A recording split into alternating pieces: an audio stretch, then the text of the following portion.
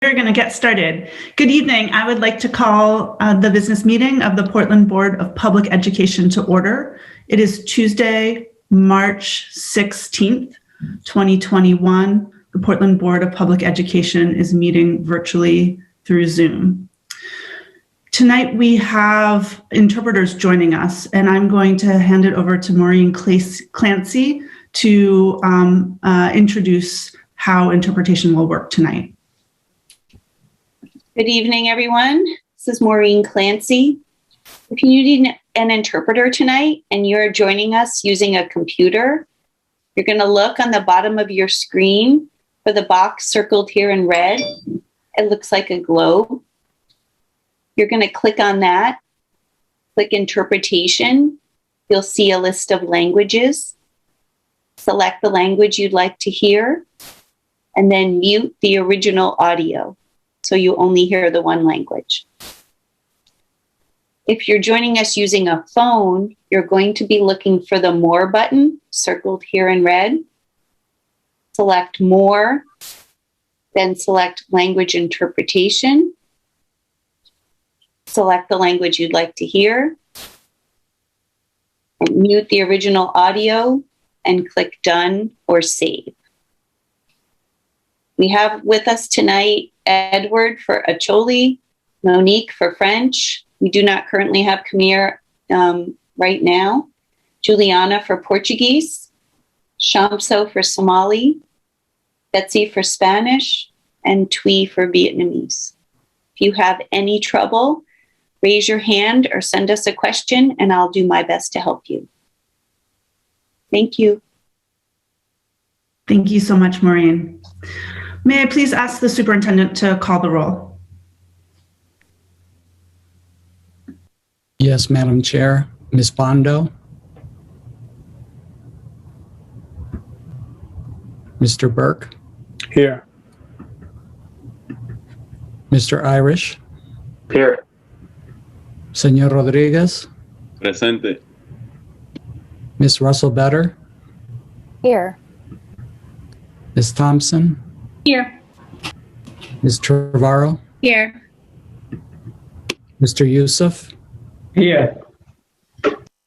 Ms. Allen. Ms. Boxer McCumber. Here. Ms. Chung. Here. Ms. Hill. Ms. Yangala. And Chair Figdor. Here. Would everyone please unmute yourselves for the Pledge of Allegiance?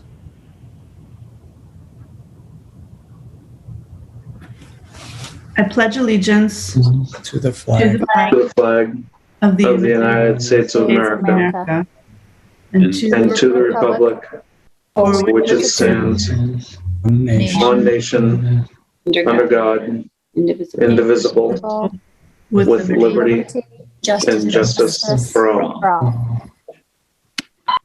Thank you. As is now customary for us, we're starting tonight's meeting by taking public comment on any issue that we're not voting on tonight. So again, this is a public comment opportunity for issues that we're not voting on tonight. If you want to address the board, please use the raise your hand feature provided by Zoom. This feature is either found on the webinar control bar at the bottom of your screen or can be found by selecting your name on the participant screen. I see there are some hands up, so let me run through our procedures for how public comment will be taken. For members of the public with their hands raised, I'll call on you using your Zoom name. Please start by stating your name and address. Then you will have 3 minutes to address the board. Should you near the 3-minute mark, I will see if you need additional time. An additional 3 minutes may be granted with the board's consent. If this additional time is granted and you reach the 6-minute mark, please know that we'll have to mute your mic. All right. So our first speaker will be Lauren Dietland. Go ahead, Laura. I'm sorry, go ahead, Lauren. Hi, can you hear me okay? Yes. Great, thank you. I'm Lauren Dietland. I live on Edwards Street in Portland, and I have an 8th grader at King who will be at Casco next year and a junior at Portland High. I want to say 3 things. I'm glad the proposal for afternoon instruction for grades 10 through 12 has been withdrawn. That makes sense. I saw a memo like 2 minutes ago that popped up on the board docs, so I'm responding a little bit off the cuff to what I was able to skim quickly in that memo. From what I understand, the leadership teams at the high schools are coming up with plans for grades 10 through 12 to go to 2 days in person and possibly before April vacation. If my understanding of that plan, which I know we're going to hear about in a little bit, is accurate, I just want to say thank you for moving to that. And I do indeed hope that the schools are able to make that happen and quickly. There are 2 other points that I wanted to make just based on some things that I've read and understand about our current circumstances. Superintendent Botana and members of the school board, I know I'm talking really fast, sorry. You've said that you're planning for all students to be full-time next year, and I really truly hope that comes to pass, and I believe that you also want to make that happen. I know I'm not alone in sharing my concern that vaccines for kids under 16 may not yet be approved. There may be more variants of the virus here in the United States next year, and it's entirely possible that the CDC and the MEA will continue to recommend some spacing, which is the problem that's leading us to only have possibly 2 days in person at best right now. So I know that we're solving the problem for this year, and I really appreciate that, but I also really want to encourage you to begin thinking about how we're going to be able to get these kids back to school full time in the fall, if not by the end of this year, whatever those obstacles may be. They're really very real possibilities, and I think the more that we can do to prepare for them now, the better our kids, all of our kids, will be. Related to that, the third point I wanted to make quickly is that I read in the Press Herald that Superintendent Botana and Board Chair Figdor, you're prioritizing a plan to explore delaying the start of school days for high school and middle school and starting elementary schools earlier. To quote what you said, Superintendent Botana, it was, "I think it is the right thing to do. While it will take a significant amount of time and bandwidth, the educator leaders in the system believe we should be trying to move this forward this year." As the parent of a middle and high schooler, I can assure you that there is a case to be made for later start times. However, we're still in a pandemic, and our children right now are getting at best half the education they normally would. Many haven't been in school in person for more than a year. The very real possibility that there won't be full-time school next year. Lauren? Yes. Do you need additional time? 20 seconds, yes.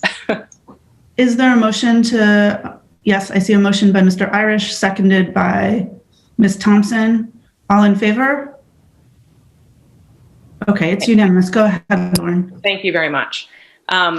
As I was saying, there is a real possibility that there won't be full-time school next year if there's no planning. So before the school board and the administration introduce a new project that requires quote unquote significant bandwidth and time, I would really encourage you to please prioritize focusing on getting our kids back to school this year and focusing on developing a plan that will make sure that they can be in school full-time next year if there are indeed spacing challenges.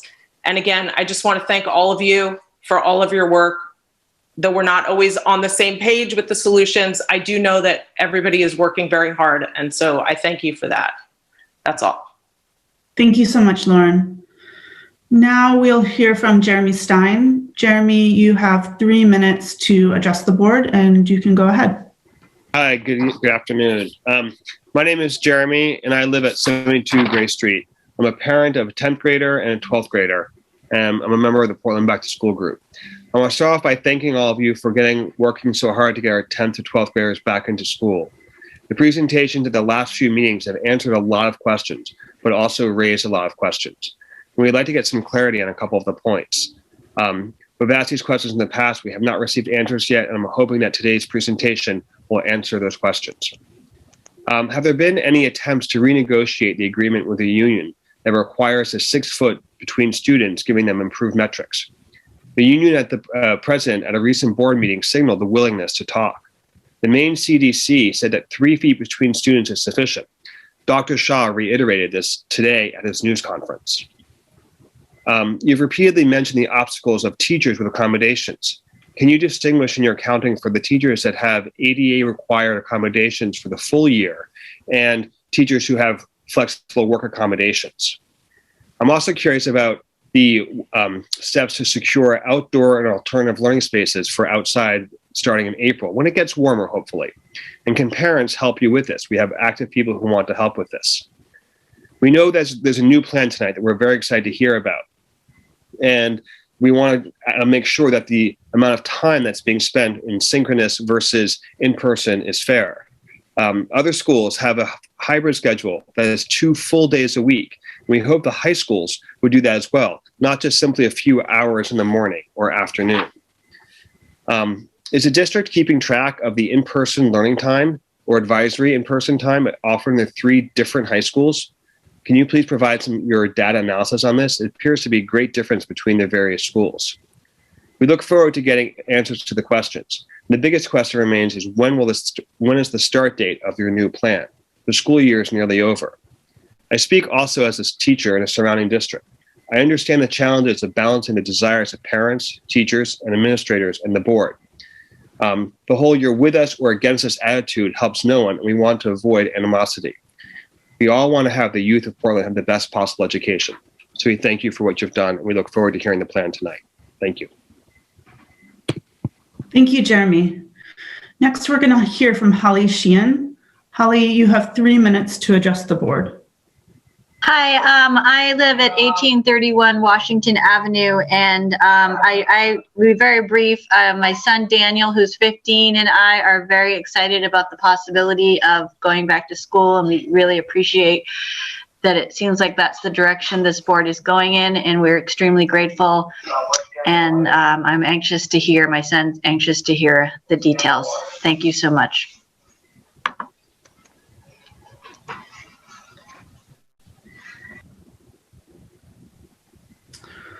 All right. Thank you so much, Holly. Next, we'll hear from Judy Sedgwick. Judy, you have 3 minutes to address the board. Go ahead.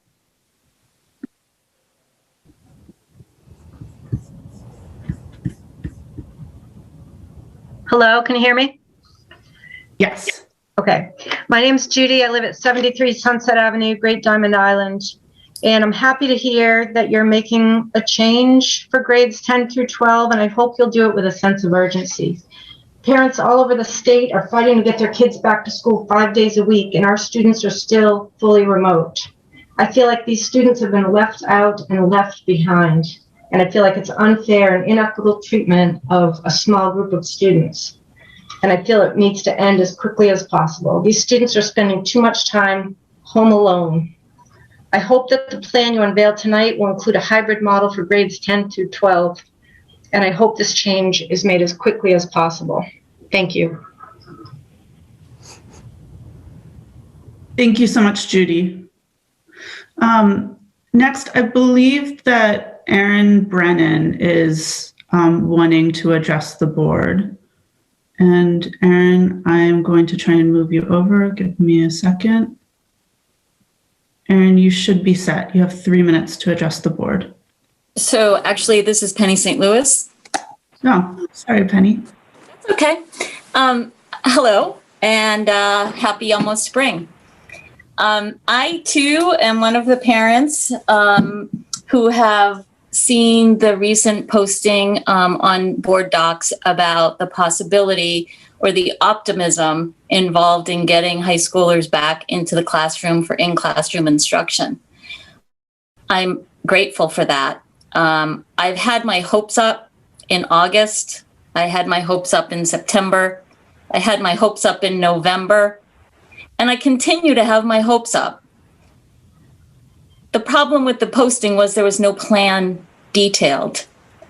And it doesn't, I'm really curious to know if there is a plan or if we're still formulating a plan. because the last school board meeting was 3 weeks ago. Time is running out for these kids. Time has run out for many of them already. And kudos to those who are telling this administration that they can learn remotely and on their own. I think as teachers and administrators, you know that's not the case. So looking forward to hearing more. My daughter, who's a junior, is really looking forward to getting back to school, really looking forward to trying to salvage some learning out of this year. And I thank you all for your time. Thank you so much, Penny. Okay, Erin, you should be set now. So next we're going to hear from Erin Brennan. And Erin, you have 3 minutes to address the board. Can you hear me? Yes. Oh, great. Okay. Let me just echo everybody's sentiments. I know you've heard from all of us before. We're still here. We're not going to go away. So we're going to say the same thing week in, week out. You know, we're with students and we're with teachers. And so I want to make that very clear. We're all in this for the same thing. And just to Jeremy's point, we really struggle to understand where there is a forum for us to get our questions answered. We know we can sit here and ask our questions. We can send you emails about our questions, but we want to know when these questions will get answered. And my questions are specifically, I understand that you just had 200 minutes plus of student input, which resulted in 3 tiny bullets of summary, which actually wasn't even accurate. I read those bullets and I thought, that's not even what the student said. You know, just for example, the first bullet said, the perspective we have been hearing at board meetings from the emails is not universally the perspective of our students, which is interesting because it was exactly the same input as the student. So I kindly request if it would be possible that student engagement is facilitated by a neutral third party and that all input is facilitated by a neutral third party, because it seems a little bit skewed that you guys are writing your own script. Further, have the students who want to be all remote been surveyed yet? Because I know that was a request in that student, you know, in those student meetings, and I don't know that any students have been surveyed for all remote. So how can you move forward if you don't even know what your space issues are? And so if that hasn't been done, if that's been done, great. I'd love to know the answer to that. If it hasn't been done, what's the holdup? Because that's like the top priority. And just further to Jeremy's question, I know that the union contract states the 6-foot requirement, but what is the process for renegotiating? Because as we heard Terry Foster a few weeks ago, you know, she was ready to come back to the table and rediscuss. And so what is the process for that, and where are we in that process? I think we as parents really would like to know the answer to that, and why, you know, what's the big secret? It's really hard to identify what the issue is here. And while I appreciate that you guys are, you know, trying to get kids back in person before April vacation or after vacation, you know, I'm skeptical, because like Penny said, we've seen that before, and you'll likely pull the plug on that again. So what is the issue? Is it that the board is ineffective and has abdicated its responsibility to the superintendent? Is it that the superintendent is using us as a stepping stone to his next role by touting that he's supporting equity, which is a very different definition of equity than we're seeing? We're just really confused as to why this is hard. Yes, I'd like more time, please. Okay. Is there a motion to extend Ms. Brennan's time? I see Mr. Youssef, seconded by Mr. Irish. All in favor? Okay, it's unanimous. Go ahead, Erin. Great. Yeah, we're just really confused as what, you know, of course, we're the only school in the state that is still full remote. And so we just would like to understand what that is and what the process is for moving forward. The board docs that were submitted, to Lauren's point earlier, had 2 tiny paragraphs about 10th through 12th graders returning to school. And then, 10 minutes before the meeting or during the meeting, they were updated. So what is that about? Like, why are we having such a hard time communicating with parents, being transparent, working with us? I think we all want the same thing. And please, let's just stick to the plan that you've proposed. please do not use this as another stall tactic that you'll withdraw because it's complicated or the kids' input or something. As I spoke with the assistant principal last week or this week, and I said, let's just try something different. Let's just try to start this before the end of the year so that we can make the mistakes now and so that we can hit the ground running in the fall, because I'm afraid if we don't try this year, we're not going to be able to hit the ground running in the fall. And she said, oh, hey, that's a great idea. I had never heard that before. Are you kidding me? Anyway, let's just get started. Can we just get started with something and not nothing anymore? We need something. Thanks very much. Thank you, Erin. Next, we're going to hear from Brian Boucher. Brian, you have 3 minutes to adjust the board, and you can go ahead.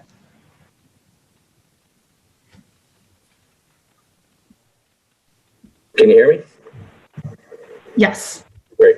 Yes, this is Brian Boucher, 54 9th Street. I have a sophomore and a senior at Poland High School, as well as a middle schooler in 6th grade at Lincoln Middle. I just want to reiterate the same sentiments that the prior parents have voiced. I'm not going to get into much detail. I am extremely interested to hear what the update's going to be.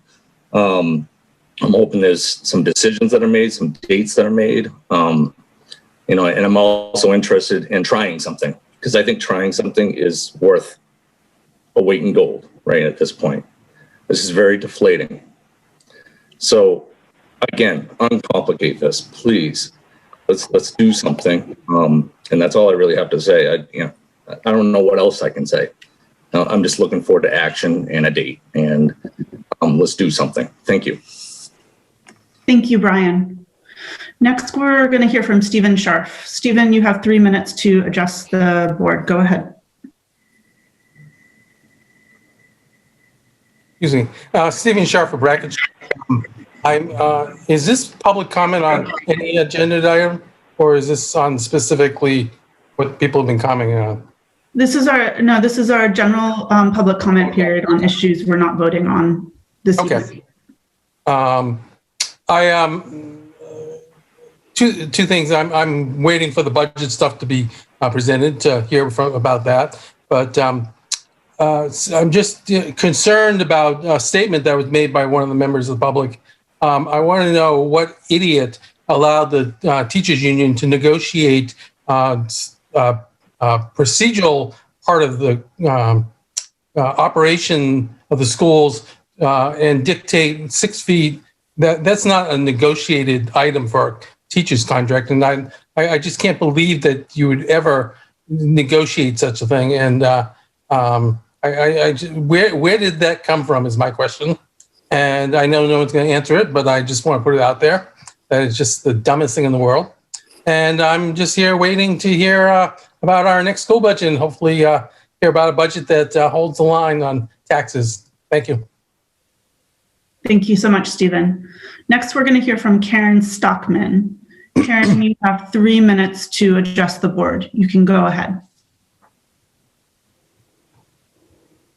Hi, I'm a teacher at Lycett School, and I just would like to share that teachers are feeling much more confident as we're getting vaccines. And having just received a vaccine, I feel more confident about reopening. So I appreciate everything that the school department has done to work with all the various schools and think about student safety and teacher safety. I'm just very appreciative of everything that's been done for us thus far. Thank you. Ms. Stockman, thank you so much. And we are thrilled to hear that you have received a vaccination. Next, we're going to hear from Cindy Russell. Cindy, you have 3 minutes to adjust the board. Go ahead. Hi, I live at Verrill Street. Just wanted to throw my hat in the ring and make a comment that, again, I'm excited to see what you're going to present tonight. Given the MOA with the teachers union and the 6 feet spacing. I'm very curious to see what you're going to say tonight and what has changed in the last couple of weeks. If this wasn't doable before and now it's doable now, what is it that's really changed? And I hope that you will be transparent in the information that you're sharing with us tonight. Thank you very much. Thank you so much, Cindy. Next, we're going to hear from Jim. Jim, you have 3 minutes to address the board, and you can go ahead. Yeah, my name is Jim McGowan, 44 Clapboard Road in Portland. I have a junior at Deering and an 8th grader at Lyman Moore. So I guess what I'm hopeful to get out of today, where I've been concerned in the past, is the lack of foresight and being able to make a plan that anticipates some of the changes that are coming. So understanding that vaccinations are happening for teachers and they're getting prioritized, I don't think we can make a plan that is just looking at the next 2 weeks or the next month. Like, we know that our teachers are going to be vaccinated in the very near future. So we should be formulating a plan that's going to get our kids back to school in a model where everybody's back full time. So I understand if we need to maybe take a baby step towards that, but my fear is we seem not to be making plans until events happen. So we're behind the curve of every other school district. So knowing that this is happening, I hope when we hear the plan tonight that that is part of it and part of the planning and part of what is going into the next phase, because we're still very far behind. And the other thing that I would ask, and I'd echo, I think Aaron mentioned it earlier today, the one frustrating thing I have is, as a parent and as a taxpayer, just the lack of transparency. Like, I don't understand why we can't have a forum or can't have an avenue to get our questions answered or ask more questions or have a dialogue. It seems like we continue to reach out and want to help or want to understand, and we're just against roadblock after roadblock. So that leads us to only believe that there's other things that are happening behind the scenes, because if everything was, as you're saying, why would you have any issue with opening the doors to say, this is exactly what we're dealing with, or these are the issues? So it just doesn't make sense. And I would ask, as you roll out these plans, give us a forum. Let's have dialogue, open it up. It'll make everybody feel better and feel like we're working towards a common goal, versus it feels like we're just against everybody because nobody's willing to answer our questions or work with us. So it's just very frustrating. So I appreciate the time this evening and really look forward to hearing this updated plan. Thank you so much, Jim. Next, we're going to hear from Tenenbaum. Tenenbaum, you have, and that's just the name that appears on Zoom, so my apologies, but you have 3 minutes to address the board. Yes, my name's Andrew Tenenbaum. I'm a pediatrician in South Portland. I live in Portland, and I have a 9th grader at Portland High School and a 7th grader at King Middle. Thank you guys for all you've been doing this year. It's been a pretty taxing year, I know, to say the least.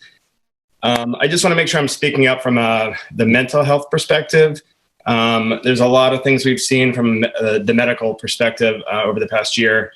But I'd say in the past 3-4 months, the mental health piece in kids has been astronomical. The number of kids that we see with depression, anxiety, worsening ADHD, other school-related issues, not to mention home situations that have gotten, a lot worse.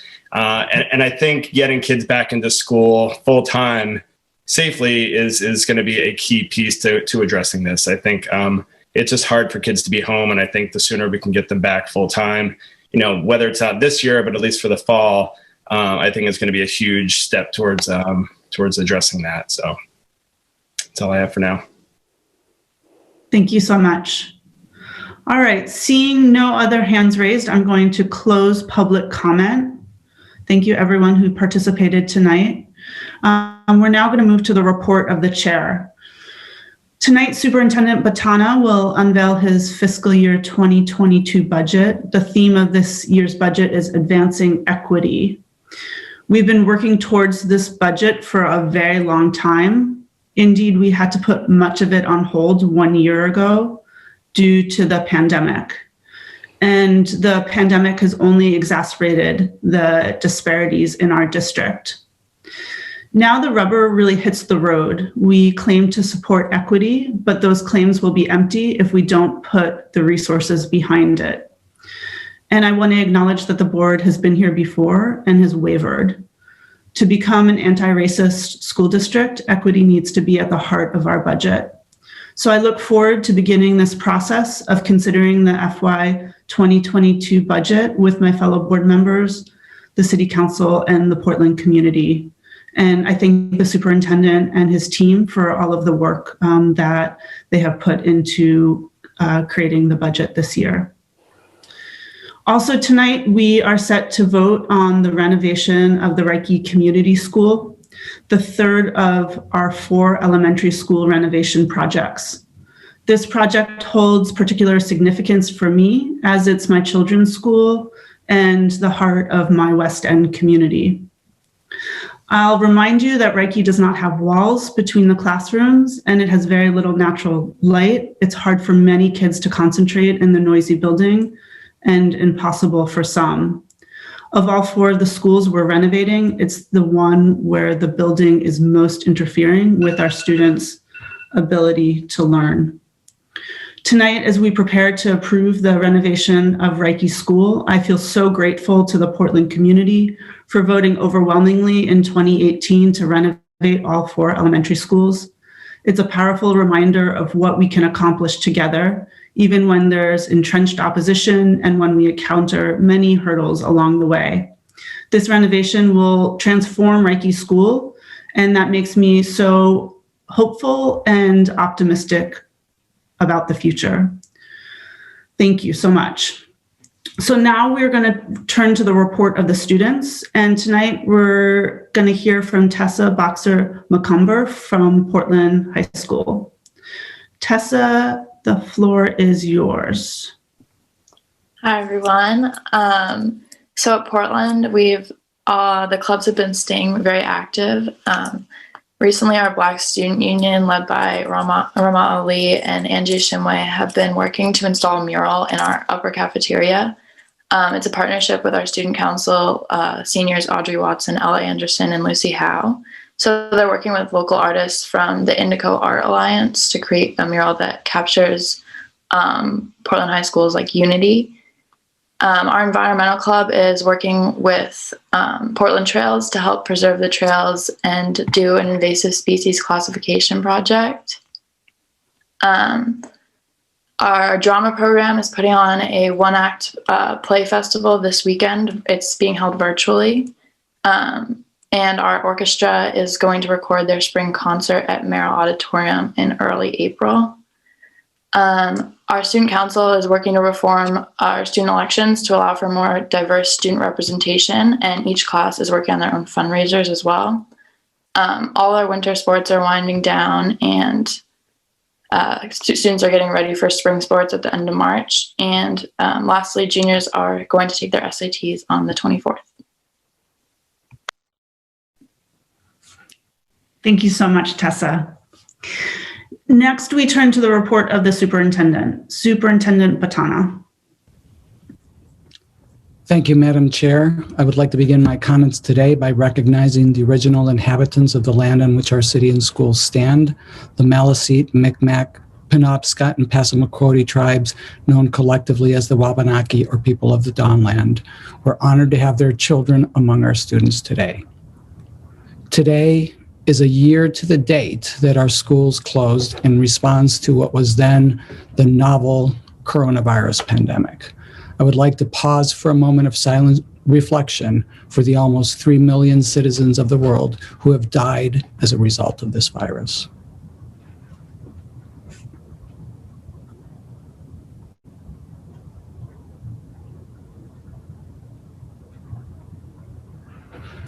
Thank you. Last week, educators across the state became eligible to receive the COVID-19 vaccine. The state of Maine established educator-only vaccine clinics for those educators over 60 years of age, and all other educators were prioritized by President Biden to be eligible for vaccinations through the federal pharmacy vaccine program. We're continuing to work with our partners, Greater Portland Health and Northern Light Health, to establish vaccination programs that target our staff and families as access to the vaccine doses increases across the nation. Today's school reopening update continues our practice of bringing updates to the board on developments in our school reopening plan. We are looking to increase in-person instruction in the near future, and we're doing this for a number of reasons. One, we've said from day one that we believe that in-person instruction, when done safely, is the best learning option for our students.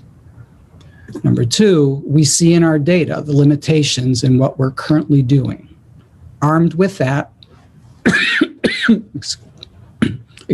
armed with that, we can do nothing but continue to look at ways we can improve what we do. It's our duty. And three, we recognize that our context is different today than it was when we decided to open schools in August, or even as recently as a month and a half ago. Case counts have decreased markedly from their high in December and January. Vaccines are beginning to roll out, and we've learned a great deal about how to operate schools in this time. All of these things taken together change the equation significantly. I want to recognize that for many of our staff, these conversations are a source of stress and anxiety. I can assure the board and members of the public that all of our staff are anxious to return to more traditional learning structures. The problem is that none of what we're talking about at this time is actually a return to that. The significant layers of protection required by public health officials make where every change requires significant learning, modifications to school and classroom protocols, and more uncertainty in a year that has been nothing if not uncertain. We also recognize that our community, by and large, has given us support and grace for the better part of the year. It is clear that, as so many other communities across the country, that grace is wearing thin, and the expectation that we will return to more traditional hours and days is growing. As an organization, we strive to meet the needs of our community. It is in that spirit that we've been engaging with our school leaders, leadership teams, and school faculties and staff to explore, develop, and operationalize plans to meet this need. Today, Assistant Superintendents Malia Nally and Aaron Townsend will update you on where we are in that planning process and the timeline that we're managing. So, Aaron and Malia. Thank you, Superintendent. And good evening, everyone. As the superintendent just mentioned, per our commitment to providing the board and the community with transparency around our efforts to continually improve our current hybrid model and to explore what's possible in terms of increasing in-person learning for the spring, Assistant Superintendent Townsend and I are going to provide a brief update on where we're at as of this week. First, and this is reiterating a little bit of what the superintendent just said, we do want to ground everyone in why we're exploring ways to continually improve hybrid learning, and specifically why we're exploring the possibilities of adding back more in-person learning. Like he mentioned, since the beginning of the year, we've always believed that in-person learning is optimal and that our plans should maximize in-person learning whenever it's safe and feasible to do so. Since the launch of the plan, we've been tracking student outcomes, and we see in our data the limitations of what we're currently doing. And so we have an obligation to continually strive to improve and evolve in response to our students' needs. For example, the district's overall chronic absence rates have risen by almost 9% since this time last year, with the most disproportionate increases happening for students of color, students who are English language learners, and students with disabilities. Finally, we're aware of the changing context of the virus. The drop in cases and the increase in vaccines has accelerated the demand to increase in-person learning from our community, and we feel a great responsibility to respond to our community by doing our due diligence to explore what's feasible to do safely. So, as a recall from our last update, we've been discussing how to improve our hybrid model by exploring 3 key strategies. First, we're looking at ways to increase in-person learning. Specifically, we've been looking at the feasibility and the cost benefits of adding in more time on Wednesdays. And this is for the pre-K through 8, extending the day, collapsing cohorts for 4 or 5 days of in-person learning for all, or keeping cohorts but adding more time for specific students based on need. Second, we've been exploring innovations related to increasing the amount of teacher-supported or synchronous learning on the remote days. And finally, we continue to work on universal access to working technology and improving asynchronous learning on remote days.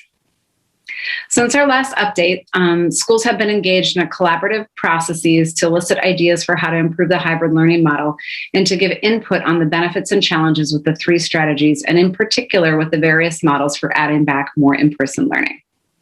Schools took different approaches to getting feedback on the concepts in general and around the feasibility of implementation in the specific context of each building. Several schools surveyed all staff on their preferences relative to maximum positive impact for students and feasibility in terms of implementation.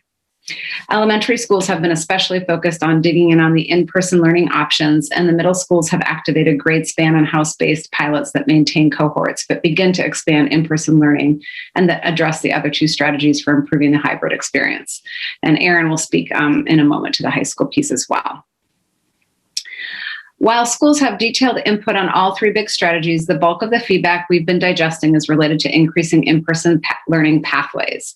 And so I'm going to share a few of the key highlights. First, overwhelmingly, educators agree that in-person learning is ideal. However, there is trepidation around how much more change the system can handle and facilitate effectively in order to realize the intended benefits of any new moves. I'll share some of the pros and cons feedback, but in doing so, it's important to note different schools' feedback reflects different perspectives and preferences, which is largely tied to the differences in context as it relates to being able to pull off any of these changes. So in terms of bringing students back on Wednesday, and that would be alternating weeks for the A and B cohort. What we're hearing is that while it would offer more time for all students, it does come with several challenges. It reduces the time for interventions and supports for targeted students, as well as the collaboration and PD time teachers have. It does increase complexity for families and students who will need to remember every other week if it's their week to come in on a Wednesday. And it has some added complexity for planning for teachers as well. If we were to launch this for all post-April break, it would mean adding a total of 3 to 4 days for each student to the year, or of in-person learning, excuse me. In terms of extending the days to the full typical 6.5-hour day, this strategy provides approximately 3 hours of additional in-person learning each week. The challenges include the fact that this change removes the time that was baked into the day for teachers to tend to the remote learning days in terms of planning, giving feedback, and reaching out to students who need help. If we made this move, it would require both elementary and middle schools to change together, thus resulting in the day ending at 4:30 p.m. for middle school, which many feel is late and interferes with other after-school activities. Lilia? Oh, yeah? I'm so sorry to interrupt, but may I ask you to speak a little bit slower for our interpreters? Oh, yeah. I apologize, everybody. Do we need a minute to catch up, or am I okay?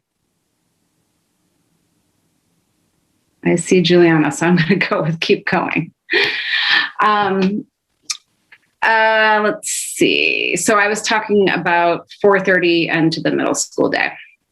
And the final point there is that this shift would require additional staffing to support lunches and would mean schools need to revise their master schedule, which could be quite complex to do at this stage in the year. Next, we're looking at inviting targeted students back based on need from the data for either 4 days and or on the Wednesday. This strategy aligns with our equity orientation in that it provides increased time and support for students who need it most. It also works seamlessly within the existing schedules. The challenge is that, of course, it does not give access to increased in-person learning for all students. And there are some planning complexities that would need to be addressed in terms of integrating more students into the 2 cohorts. And next, we're looking at increasing in-person to 4 days a week for all students. So this would be combining cohorts A and B back together. This approach would provide about 9.5 hours of additional in-person learning per week for all students. It maintains time on Wednesday for additional targeted supports and for PD and collaboration. It eliminates remote learning plans and decreases reliance on screens. It also works within the existing schedules for families and for teachers. While there are many potential benefits, this change requires a significant amount of adjustment for staff. Many of the challenges vary by school, such as some schools will have some challenges with maintaining distancing while eating. Some are facing challenges with ensuring adequate classroom space to achieve the social distancing. Schools would need to build new classroom routines and cultures with the merged cohorts. There would be work to reconfigure many of the classroom spaces and have to move some classrooms. In some cases, we would have to hire additional staff to enable the small groups for the spaces in the building. There is some potential impact on programming. One example a teacher gave is for students in kindergarten, they might have to stay at desks all day rather than to have space with the social distancing to move around and get on the rug, things like that. And there's a potential impact on the IELD and special ed programming that's school specific. It's also important to note that we would not be able to offer more remote time for families who prefer the current cohort 2-day model. Finally, we explore going back to full days, 5 days a week, all students. This approach maximizes in-person learning for all students and brings us closest to normalcy in preparation for a hopeful return to 5 days in the fall. It also comes with many challenges, all of which were named in the exploration of the 4 days. In addition, it eliminates structures to provide additional support to targeted students. It eliminates the additional time for teacher collaboration while they'd be making significant adjustments to their planning and routines. And it would have the most significant impact on family schedules for students and educators alike. At this point, we've not landed a decision about our plans for proceeding with the strategies being considered for pre-K through 8, but we are aiming to do so by the end of next week. As we've been delving into the options and uncovering the many pros and cons of any move, it's clear that school context matters. For example, our data illuminated that 80% of staff at one of our elementary schools prefers to bring all students back for 4 days, following our current schedule based on the benefit for students and the feasibility of pulling off this change at this point in the year. At another elementary school, only 10% of staff prefers this strategy. These two schools have very different building contexts. One is a small school with smaller class sizes when cohorts are combined in larger physical classrooms. The other is a larger school with larger total class sizes, smaller rooms, and more support adults who push into the rooms with students. As we land decisions about what we can do, we will be centering student needs, maintaining our commitment to health and safety, and weighing out the cost-benefit analysis of being able to orchestrate more change at this stage in the year.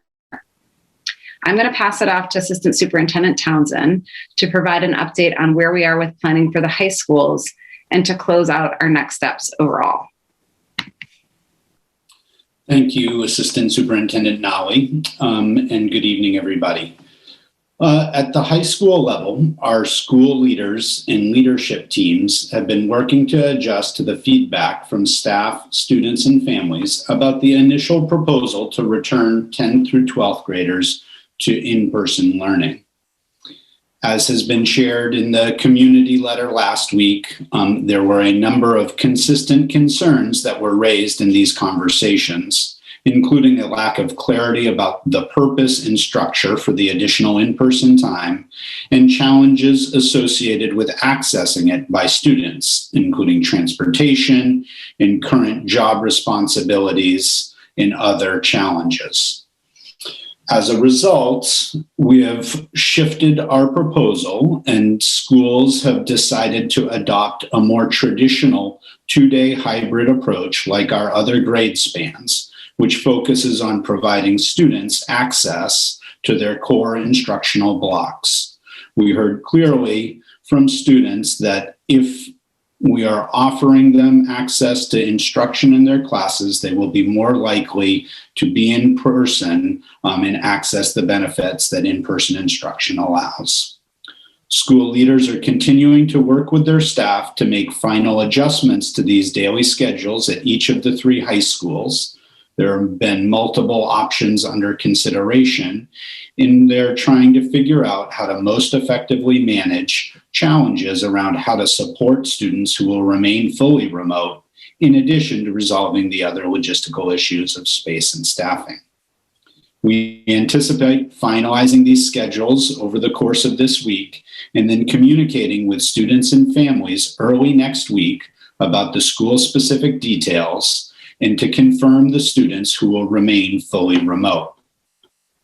We are optimistic that we will be able to implement these changes prior to April vacation, and the start date of these new schedules will be provided in schools' updates next week when they communicate their school-specific schedules. In closing, as Assistant Superintendent Nolly indicated when she opened, our goal is to continue to keep improving our hybrid model and maximize in-person learning as we are able. We believe that if we provide more in-person learning opportunities, additional supports, and reestablish more of a sense of normalcy, then we will see reduced chronic absence, improved achievement, and improved mental health in the remainder of the school year. To accomplish this across our 17 buildings, it may mean that schools could move forward in different ways in order to maximize in-person learning. Each school has specific constraints around enrollment, staffing, and space that they would need to address in order to continue to implement our health and safety requirements. Additionally, we are working on other variables to allow us to finalize our planning. These include discussions with the PEA Health and Safety Committee about the physical distancing requirements at middle school, as well as suspending movement between the hybrid model and remote academy for pre-K-8 to allow for schools to plan on consistent cohorts of students. We currently anticipate landing these decisions about our strategies to increase in-person learning over the next couple of weeks. As we shared earlier, we anticipate that the high school plans will be the first for us to communicate and implement, with the changes at elementary and middle school to follow. We expect that by our next board update on April 6th, we will have communicated to staff, students, and families at all grade levels our plans to increase in-person learning and strengthen our hybrid model. Finally, as we recently crossed the 1-year anniversary of school shutdown, we are all humbled by what the PPS team has been able to pull off this year. We know that everyone has worked so hard to get where we are today. We've heard feedback about the fatigue from a constantly evolving set of expectations and the challenges that this year has wrought. We hear that and feel it too.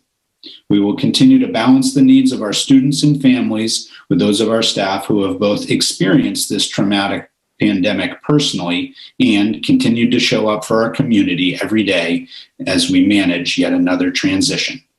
This concludes our report for this evening.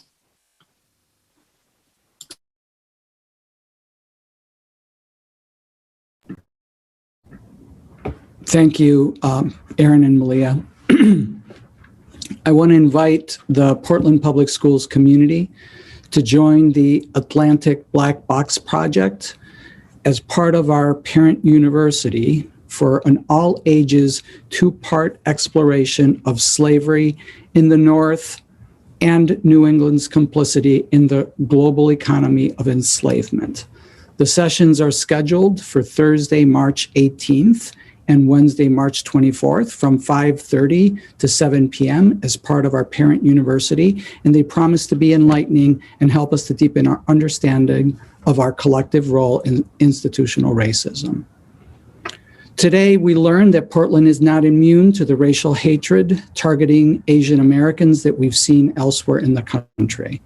I am sad as it represents a departure from what makes this a great city, and I'm hopeful that our Portland Police Department will identify the culprit and bring them to justice. I want our Asian American students, families, and staff to know that we stand in solidarity with them in condemning racially motivated hate crimes. And on a lighter closing note, I would like to announce that one of our amazing custodians, Donna Colello, lead custodian at Ocean Avenue Elementary, was just named as a finalist, one of 10, in the Cintas Custodian of the Year competition. Over the coming weeks, I encourage everyone in the Portland Public Schools family to vote for Donna to be the national winner. Obviously, it's too soon to know whether she wins, but everyone that knows Donna knows that she's without a doubt worthy of that honor. Donna cares so deeply about her school, her coworkers, and above all, the students at Ocean Avenue. She routinely goes above and beyond to make Ocean Avenue safe and beautiful. Congratulations, Donna. You're already a winner in our book, and I know that the Portland community will do everything in its power to make sure everyone across the country knows and recognizes your work. So please watch the district's website and social media to learn how you can vote for Ms. Colello. And that concludes my report. Thank you so much, Mr. Superintendent, and to Malia and Aaron as well. I see some questions from the board. Mr. Superintendent, could we take some questions from the board at this point? Okay, let's start with Ms. Chung. Go ahead, Emily. Okay, thank you. So one of the questions I had was regarding transportation. It was an issue that was brought up during the Deering student leadership team group concerning the last proposal brought to us. And it's about how, since the majority of students that we're really trying to reach this time around is our minority students who have had the highest rates of absentees. And with them, a lot of minority students will need public transportation to get to school. And because of the pandemic, options like the metro have been running less than since before. And from what I heard, we weren't really going to compensate for that in any way, or be increasing transportation. And that also kind of brings the risk about these students who are already disadvantaged are forced to be on public transportation, which is already known to be a bit more unsafe than regular because of some distancing. So I was wondering what the district was going to do about that. So I'll tackle that, Emily. We have nothing that we can do in terms of the alternatives. We don't have yellow buses that can do any of our transportation for high school students. So one of the adjustments that we made in response to what we heard from students was to expand to the full day of in-person. One of the things that we heard was it's hard to imagine coming to school for a 2-hour block when I have to spend 2 hours, one coming and one going. So I think that was one of the adjustments that we made. We continue to work with Metro. They're outstanding partners to the school district to figure out how to get the routes at the peak times that students will be using them to run efficiently so that more students can use them to go to school. But that is our plan right now, is for students who need to use public transportation to use Metro as they have in the past and adhere to the safety guidelines that Metro has put in place to enable that. Thank you. Next, I see a question from Ms. Thompson. Go ahead, Ms. Thompson. Thank you, Madam Chair. So I have a few questions, and possibly they'll have to get back to us. But first, I want to thank Aaron, Malia, the superintendent, as well as staff for working on this and listening to feedback that have been provided from all communities. So I know this isn't easy, and it's only getting more and more challenging every day, I guess, but I appreciate all the hard work you've put into this. I also appreciate the goal, hopefully next week, of hearing more about in-person time and coming back before April vacation. That's encouraging. I'm wondering, do we know, survey-wise, was there a survey that went out, I might have missed it, of the percentage of students who will remain fully remote? Do we know the percentages on by level or? Aaron, do you want to address that, please? Sure. So no, that's part of what will be happening next week. You know, we have wanted to be able to land, and as through the feedback through the students, to be able to clearly, because it was clear what we were offering mattered in their decision about whether they were going to return to be in person. So we wanted to be able to finalize those schedules and communicate clearly what returning in person would look like, so that students and families could make an authentic choice around that. So part of the communication next week will be to elicit that information and confirm those numbers. Okay, thank you very much. And I didn't hear, so I've gotten some questions about summer school. Will we have an opportunity throughout the summer for any kind of in-person educational opportunities? The in-person portion of that is up in the air. Obviously, it'll depend on where we are with pandemic and things along those lines. But we are, and we'll touch on that when we talk about the budget. We are dedicating a significant amount of money to providing very extensive summer experience for students. Okay. I think I heard the end of that, Superintendent, but it was just really hard to hear you. Maybe it's on my end. And then will there be, and I know it's still early, but I know that there's some concerns about parents feeling as though potentially their children or student need to repeat a grade. Is there conversations happening about how we will evaluate the students, and at what point do we discuss or not about repeating a grade?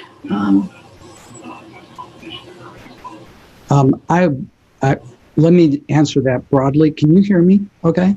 Better now, yes, thank you. Okay. It did sound like there was a radio or television in the background somewhere that might have been eclipsing what I was saying. Let me respond to that just broadly. We don't have a uniform policy position that we are going to take on that. Those are individual conversations between schools and students and families. So we don't have a broad response to that. There is, as many people know, there is a legislative proposal in Augusta now to make that a universal option to families. We are absolutely willing to honor those decisions based on the information that we have about students in every specific instance, but that there is no uniform answer to that question. Okay.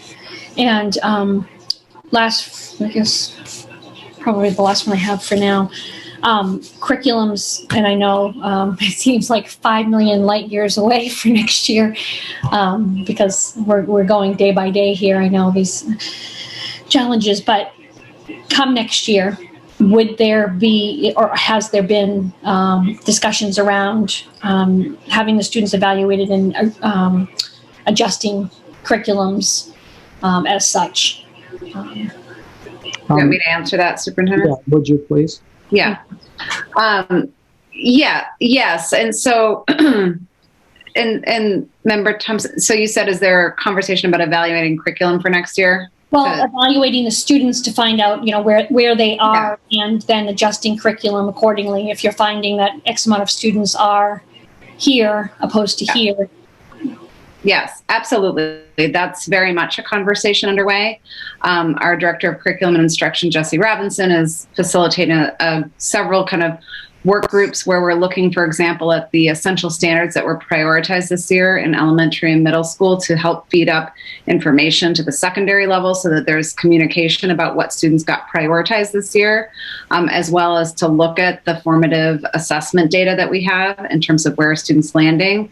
There are active conversations with our coach teams about the concept of accelerating learning. So as an example, in math, where we have a really robust structure to collaborate across schools, we're able to look at how students are doing on their unit assessments this year. We're able to understand which standards got prioritized. We're going to be communicating that broadly and then at the student level, so that we're supporting teachers with how are we going to fill in any gaps, but then also accelerate the learning when they come back to us in the fall. And we'll be also working on collaboration with the summer school work so that the progress students make during the summer is understood and communicated as well as teachers are coming back and figuring out what adjustments to make in curriculum in the coming fall. Okay. And I guess I said it was the last one, but when you got cut off, Superintendent, when I lost you voice-wise, I know you said you were going to touch upon summer school in your budget, because our budget starts July 1, not the fiscal year, but we go July 1 to July 1. And I'm just wondering, will you be outlining an option for families to then be able to sign up and have plenty of time to do that, whereas the budget doesn't go into effect until July 1, and with any changes that come about, how will that? Largely what we're doing is funded with federal funds, which are, there's no fiscal year issues associated with that. It's entirely in using federal funds. Okay. And you foresee that being open potentially to a broader audience? I'm not sure I understand what a broader audience means. Well, I think sometimes we have some students that go year round, and we have some students that have, in a typical non-COVID time, would go, the traditional, but some students that, would be a traditional school year, will they have an opportunity to also come in the summertime? I'm wondering how much can we?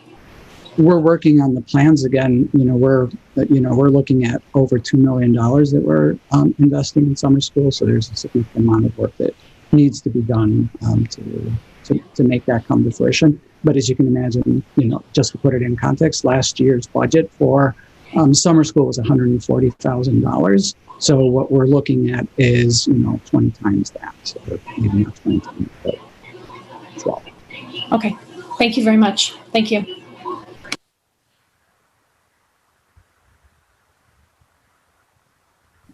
Thank you, Board Member Thompson. Next, I see Mickey Bondo. Member Bondo, go ahead.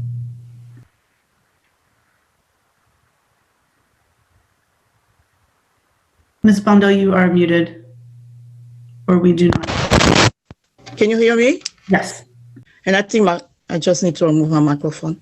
Can you hear me fine? All clear. Yes.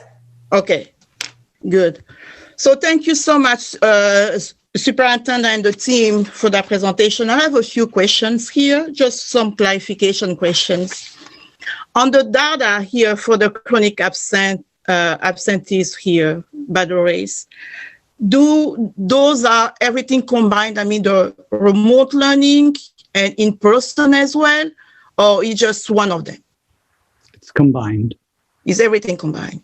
So those are combined from different grade and schools? We have it every which way, so I'm not sure what you're looking at, but we've, when we presented on this a few weeks ago, we had, both, ninth grade, 10 through 12, the district as a whole, so I'm not exactly sure what you're looking at. Ms. Bondo, if you're looking at the memo today, it is taking a district-wide snapshot from January 2020 to January 2020. So it's inclusive of all schools and all grades. Okay, all right. That's what I want to make sure. Thank you, Superintendent. So the other side is that are we able to have some other data on the different aspects, like the learning center or the success? I mean, what we have as a success and challenge for all our students from the learning centers and from the remote learning and the in-person? Aaron, do you want to? Sure. If you're asking about attendance data, as the superintendent indicated, we have with, we can slice up that attendance data, to look at remote versus the fully remote students versus in-person students. So yes, that could be provided. And we've looked at that, and there, I think to all of our surprise, there was not a significant difference between attendance during in the grades where there is in-person and remote attendance, so at the elementary through ninth grade, there wasn't a significant difference. I think our theory going into it was that it would be lower on the remote days, and it wasn't. It was not a great deal of variance. We also do have data on the on Learning Center. The standard that we've used is how many students attend Learning Center at least once per week, which was the original threshold that we had set out. So I don't have that off the top of my head, but I know that we've looked at that, and it's one of the reasons that we've said that we needed to look at additional in-person learning, because it was not being utilized at the level that we had originally hoped that it would be.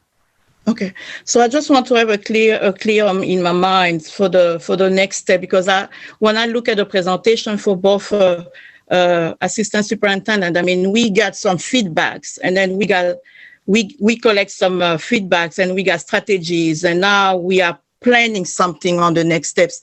So I heard a little more clearly for the high school. So I just want to get some more details, just a little bit, about the pre-K to 8. I mean, what next? What's going to happen next week? What's going to happen exactly next week? And I want to know a little bit for the special ed also students. So if they are coming all together, or their schedule or their planning is a different aspect of that plan. Malia, do you want to tackle that? Sure. So in terms of what's happening next week, so we meet again with the elementary school leadership team Thursday, actually, of this week. And so we'll be, continuing to review the information and data that we have. Erin is having individual meetings with schools to look more deeply at the space issues that they have in order to identify, creative solutions, as well as to understand where there just aren't solutions to get around the space constraints while maintaining the health and safety. Erin mentioned that we are, there's a meeting this week with the union, the PEA, and part of what we'll talk about is the social distancing requirements at the middle school level for instructional time. And so that, it's kind of continuing to do our due diligence. At this point at the school level, as I had mentioned, there's genuinely different constraints. And so we want to have a real deep understanding of what's possible, what's not possible, in order to figure out how to maximize the in-person learning across schools, given the context that they each have that is unique. Okay. Does that answer your question, Ms. Bondo? Yes. It just gave me a direction, because I just want to understand the next steps, because we've been collecting feedback. So now we are able to extract some of the challenge and build some strategies. So we're moving to the implementation. So that means, because I heard next week and I heard something in a couple of weeks. So I just want to make sure then, I really understand those different steps while we're going before our next meeting. So we know then we have a clear communication and understanding about what's going to happen. And yes, and just one thing I forgot to mention too is, as an example of process, and I know there's interest in transparency around that, after we got all the initial proposals and ideas from the schools, there was a meeting with transportation Monday this week to evaluate how much of this could happen in a differentiated way versus needs to be at the same time. That's where we illuminated the example of how middle schools would have to end at 4:30, if we push the school day to the 6.5 hour day. So yes, but we're kind of now drilling down to the implementation details now that we understand kind of the themes and trends of the feedback. Okay. Can you talk the special ed issue too? Special ed education, yes. Yeah. So, we have all along been working with our district programs to maximize in-person learning.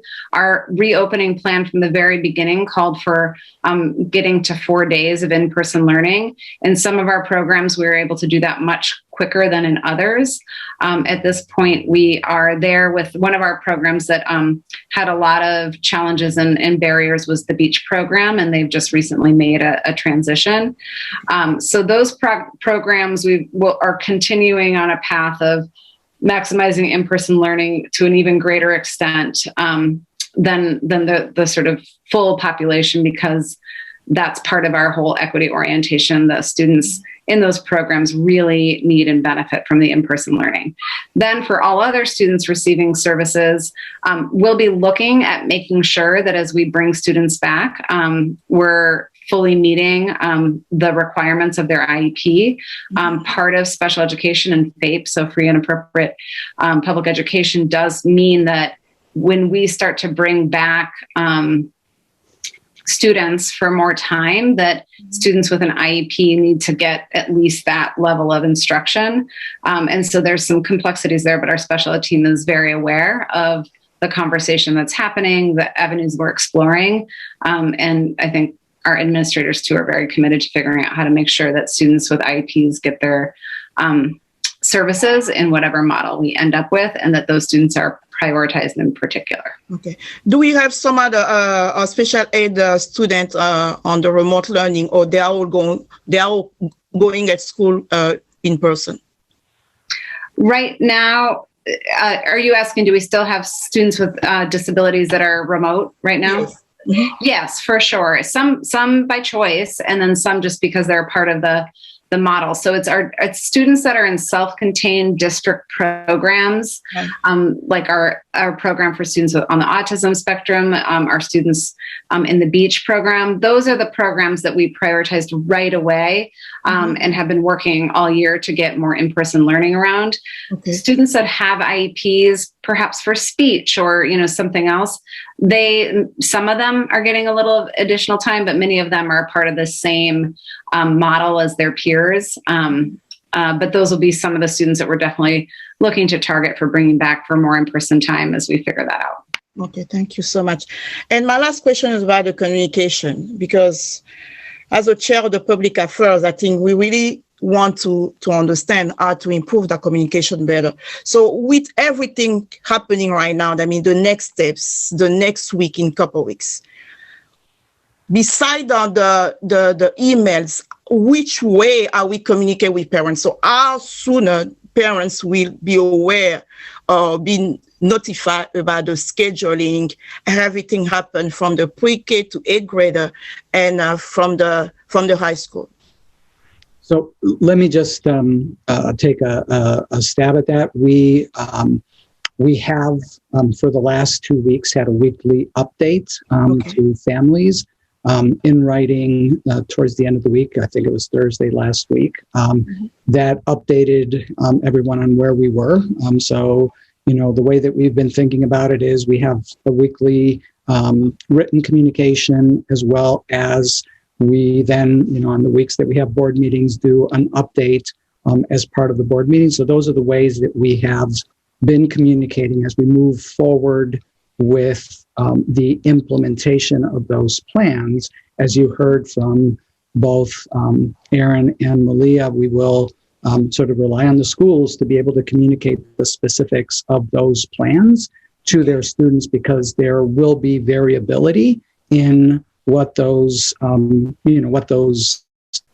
adjustments look like at each school. And so it will be important that they get that information directly with a level of detail from their principal and from their, from their teachers. So I don't know, Aaron and Malia or Grace, if there's anything you want to add around communication on this.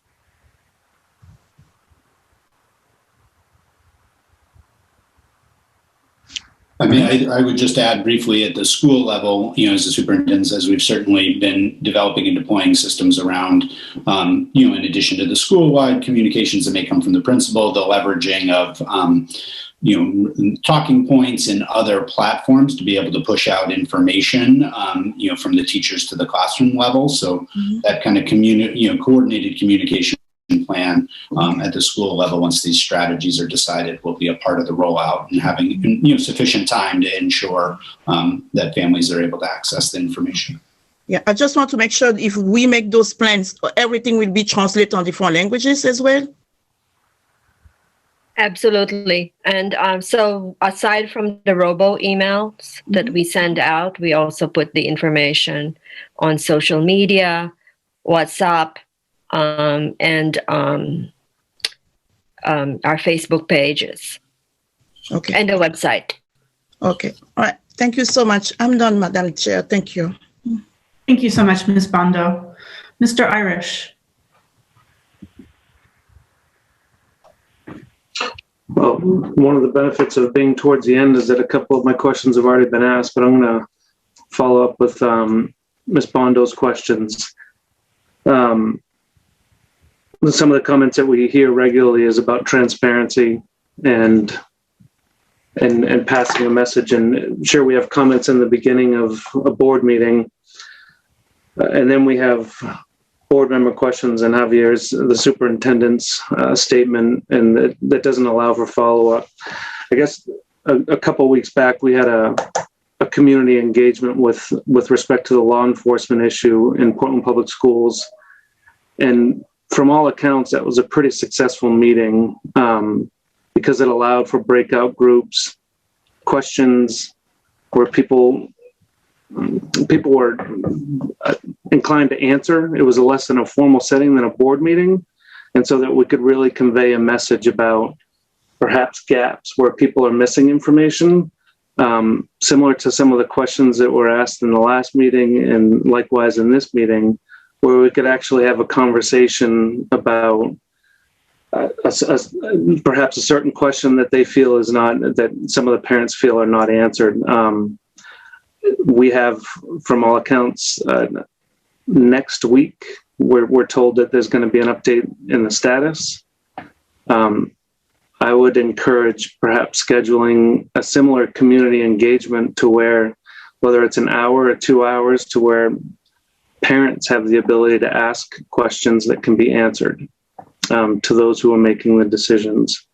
Whether or not this is the appropriate forum to ask for that, I'm not sure, but I would certainly welcome that discussion. And I heard it twice tonight, both from Malia and Aaron, the discussions next week with respect to the PEA and the distancing requirements. Both of you specifically mentioned middle schools.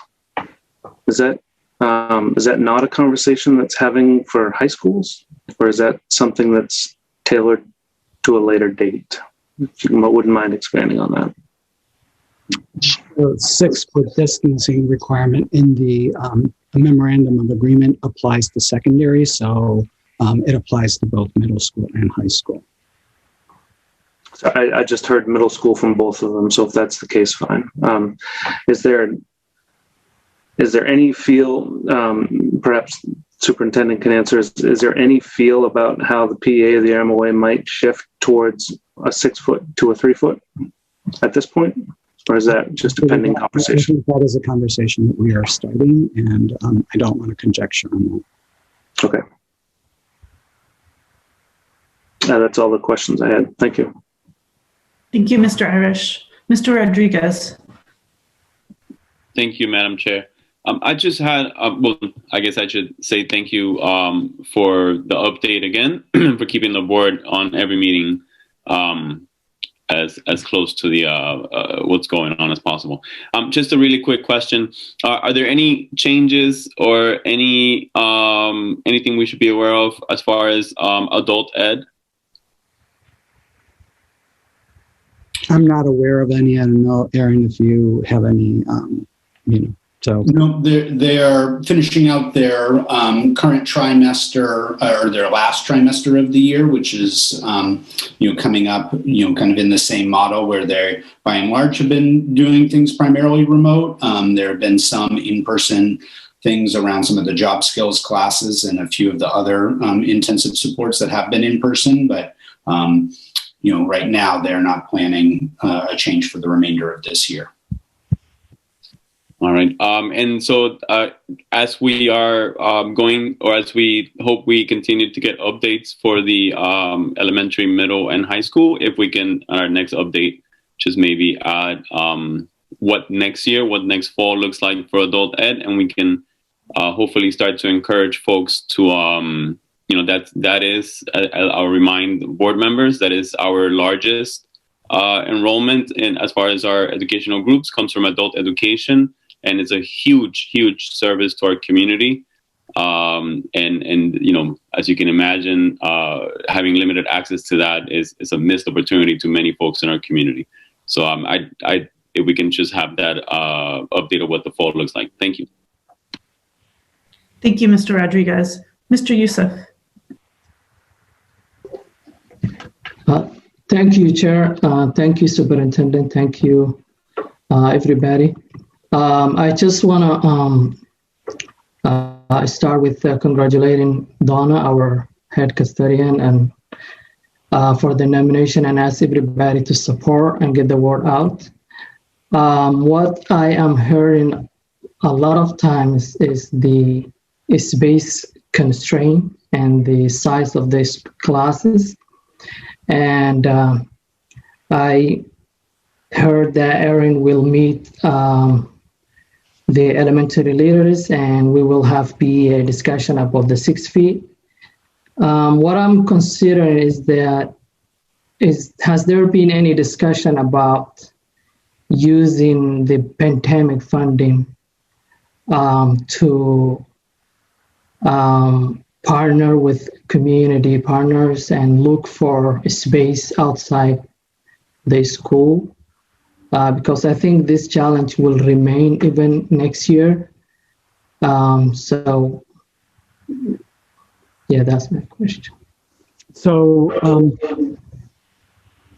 I'm sorry. Were you going to finish? I don't know.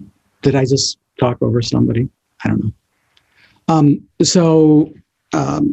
We have used a significant amount of our CRF grant, as you may recall, to establish partnerships with community organizations to provide programming for students on the days that they were remote, as well as before and after school. So we've already been using our pandemic funding to that end. The idea of putting kids outside of the building in the community partners sites has the significant complications of being able to have our staff on site with the students during those times. So that is something that we have not explored as an option to say, you're going to be in the Boys and Girls Club and being taught by a Portland Public Schools teacher. And I use the Boys and Girls Club as an example, not, because they've said no or anything along those lines. So there are some significant issues associated with that. So, the answer to your question is we have used pandemic funding for partnerships in community-based organizations. We'll continue to do that. And when we talk about the summer programming, we're envisioning that a significant part of the summer programming will be run through some of those community partners. But, we have not considered the option of having our students in a community-based organization. If they're being taught by us, they have to be taught by, one of our staff, and that has to be, they have to be able to provide supervision and meet all of the other standards that are necessary when you are in school, which are different from the ones that you have when you are in a community-based organization. Thank you, Chair. That was my question. Thank you so much, Mr. Youssef. Ms. Bando. Thank you, Ms. Chair. I have a quick question. Just came out of my notes when I was revising my notes from the last meeting. So when I look at the chronic absence here by race, and I remember I got on my notes last time, I think we had the Hispanic and Latino really were disconnected. They were disconnected to almost on the high level. So I know that we collect feedback. We got strategies. Now we're working on some next step to bring in person. But right now, those students in this report, I just want to know what do we have as a strategy to get to have those students to increase the participation and the the involvement to the education level right now from the schools and from the district? Do we have any kind of strategy to support those students right now before we move to the next step for in-person? Aaron, do you want to tackle that? Yes. Reaching out, I'm sorry, assistant, like reaching out to parents or something. Do you have something in plan or something that we are doing already, then really increasing those students to be involved and engaged so we can build? Because if we don't build any foundation right now, so in person, then we're moving in person, going to be critical. So I just want to know what we have as a strategy right now to support those students.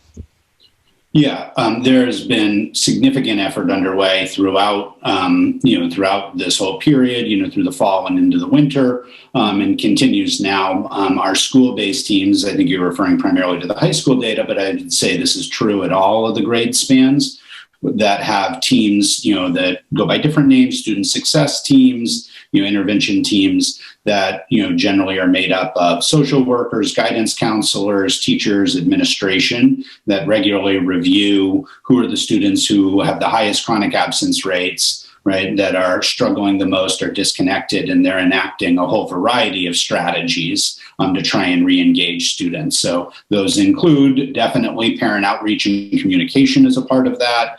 Would also include, certainly at the high school level, trying to offer alternative credit earning opportunities. Schools have offered students the opportunity to earn elective credit for some of the home responsibilities that they've taken on. So we've been continuing to try and innovate different ways to acknowledge the realities that students are facing and continue to keep them engaged in school. And that's ongoing work.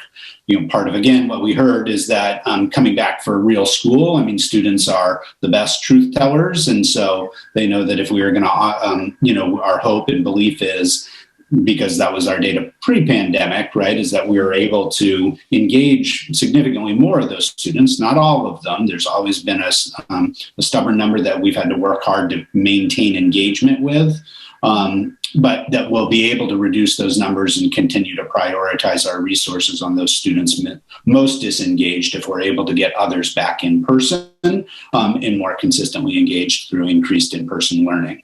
So we have, our social work team, our guidance counselors, and our administrators. It's been one of the real challenges and for them throughout this year is just the growth in numbers of students who were disengaged and trying to keep up with and manage the interventions on a case-by-case basis for those individual students. I'd say as well, the planning towards summer school and those supports there, at the high school, both, all three of the high schools have offered different credit recovery options, even currently this semester. So things ongoing right now. So students aren't feeling like, or have opportunities to reconnect and be engaged. And we as well have, pilots going on in terms of collaboration for students, our eldest students who are disengaged in terms of accessing supports and opportunities at Portland Adult Ed. So it's been a real wide range. The team has been incredible at trying to, fight this tide of students who have been more significantly disengaged during the period of this pandemic. Okay. Right. Thank you so much. Thank you. Thank you, Madam Chair. Thank you, Ms. Bondo. Mr. Superintendent, do you have more for your remarks? Nope. Okay. Thank you to everyone who presented and to the board. I do see that there is a member of the public with their hand up, and I'm so sorry to say that we are not taking public comment now. We now take public comment on issues that are not, that we're not voting on at the beginning of our meeting, in the hopes that that provides more of an accessible opportunity to the public to participate, but we know that it is not always the case. So we are now moving on to the report of the secretary, and its consideration and action to approve the meeting minutes of March 2nd, 2021. Is there a motion? Ms. Thompson, seconded by Ms. Bondo. Is there any, are there any questions on the motion? Okay, so now is there any public comment on the motion? So this is the motion specifically to approve our meeting minutes from our last meeting.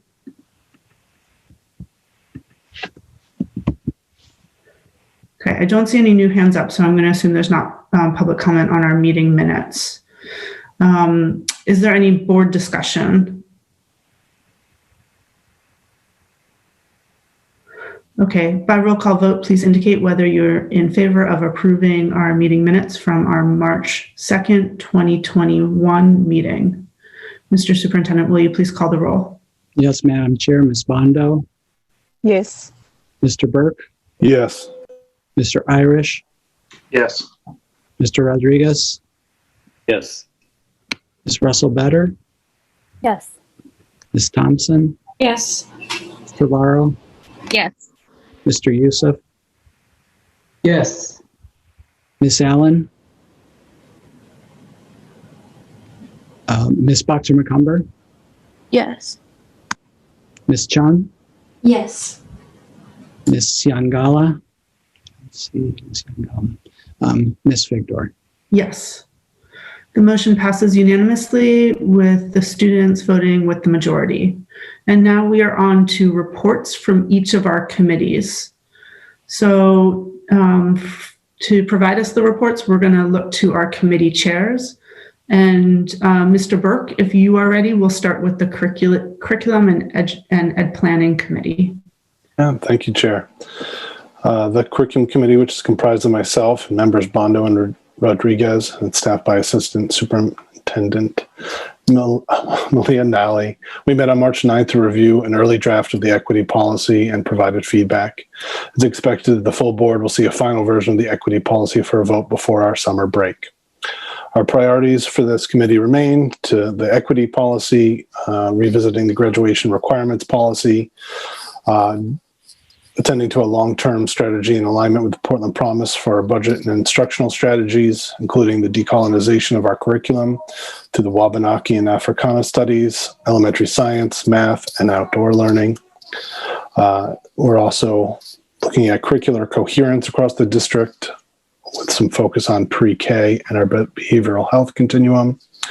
And we also requested a workshop on perspectives on the pandemic on students in response to the dominant narrative of learning loss, as we know this will impact our planning for the summer and beyond. Our next meeting is April 14th at 6 p.m. And to be clear, all those things I just mentioned will not be addressed at that meeting on the 14th. Thank you so much, Mr. Burke. Now we're going to move to the Operations Committee and Ms. Thompson. Thank you, Madam Chair. We met on March 4th, myself, Board Member Youssef, and Board Member Irish, chaired by the Superintendent, and our Chair, Figdor, also joined us on that meeting. We discussed the proposed CIP backlog schedule, and we touched upon the school start time conversation.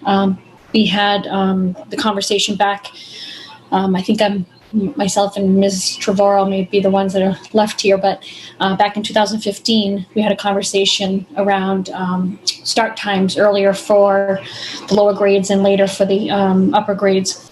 And we had numerous challenges at that time. So we're revisiting the conversation. The Operation Committee members asked the superintendent to do some additional work to understand further, especially for those that are new, the process that we went through in 2015, what the feedback was, as well as a proposed timeline in light of the fact that we're in a pandemic and we're trying to get students back to school, and is this the opportunity or not? So that's a conversation we'll be having, and we look forward to engaging the community fully on that. And we were going to have a meeting on Thursday, April 1st, but I know that there's a scheduled finance meeting where they're going to vote to recommend the superintendent's budget, so we'll have to stay tuned on whether or not we will meet before that, but that might be a hefty load for the superintendent, so we will discuss that further. Thank you so much. Thank you so much, Ms. Thompson. Next, we're going to move to Finance and Personnel with Ms. Trevorrow. Thank you, Chair. The Finance Committee met last Thursday, the 11th, and we just did more discussion on the FY22 budget. We looked at an updated version of the kind of rollover budget pre-investments, and which hadn't changed drastically from our last look at that and the last time that the board saw it. We spent a significant amount of time talking about the fund balance. We have some funds in our fund balance from FY20 that we need to figure out how to make use of them because they're over and above the cap that we can keep in that fund. And so we talked about kind of a strategy for using those funds that would allow us to make better use of our federal dollars that we're receiving through COVID funding now and earlier, and kind of reserve those funds for later years. Kind of a long-term planning strategy as opposed to using it immediately to reduce the tax rate this year. We didn't vote on anything, but we kind of gave the superintendent feedback that that was kind of a preferred methodology for use of those funds. And we obviously have the budget presentation tonight from the superintendent. We're looking forward to seeing that. And we'll be meeting on this Thursday, the 16th, to have our first deliberation on the superintendent's budget. Following that, we have a joint finance committee meeting next week on the 25th. And that will be our first presentation of kind of where we're at with the superintendent's budget to the city. And we'll discuss it with them. I think that's everything that's coming up immediately on our schedule, and we'll keep you posted. Thank you. Mr. Navarro, I think we also have a second meeting of the Finance Committee is scheduled for Monday. Oh, for Monday. Okay. Thank you. So that'll be at 6 o'clock as well. Thank you. Thank you so much, Mr. Navarro. Next, we're going to move to policy, the Policy Committee with Mr. Rodriguez. Thank you, Madam Chair. The Policy Committee last met on March 3rd, and at that meeting we debriefed the school safety community dialogue. So we went over the takeaways and notes that surfaced from that, which of course is guiding our work to revisit all the policies that involve law enforcement.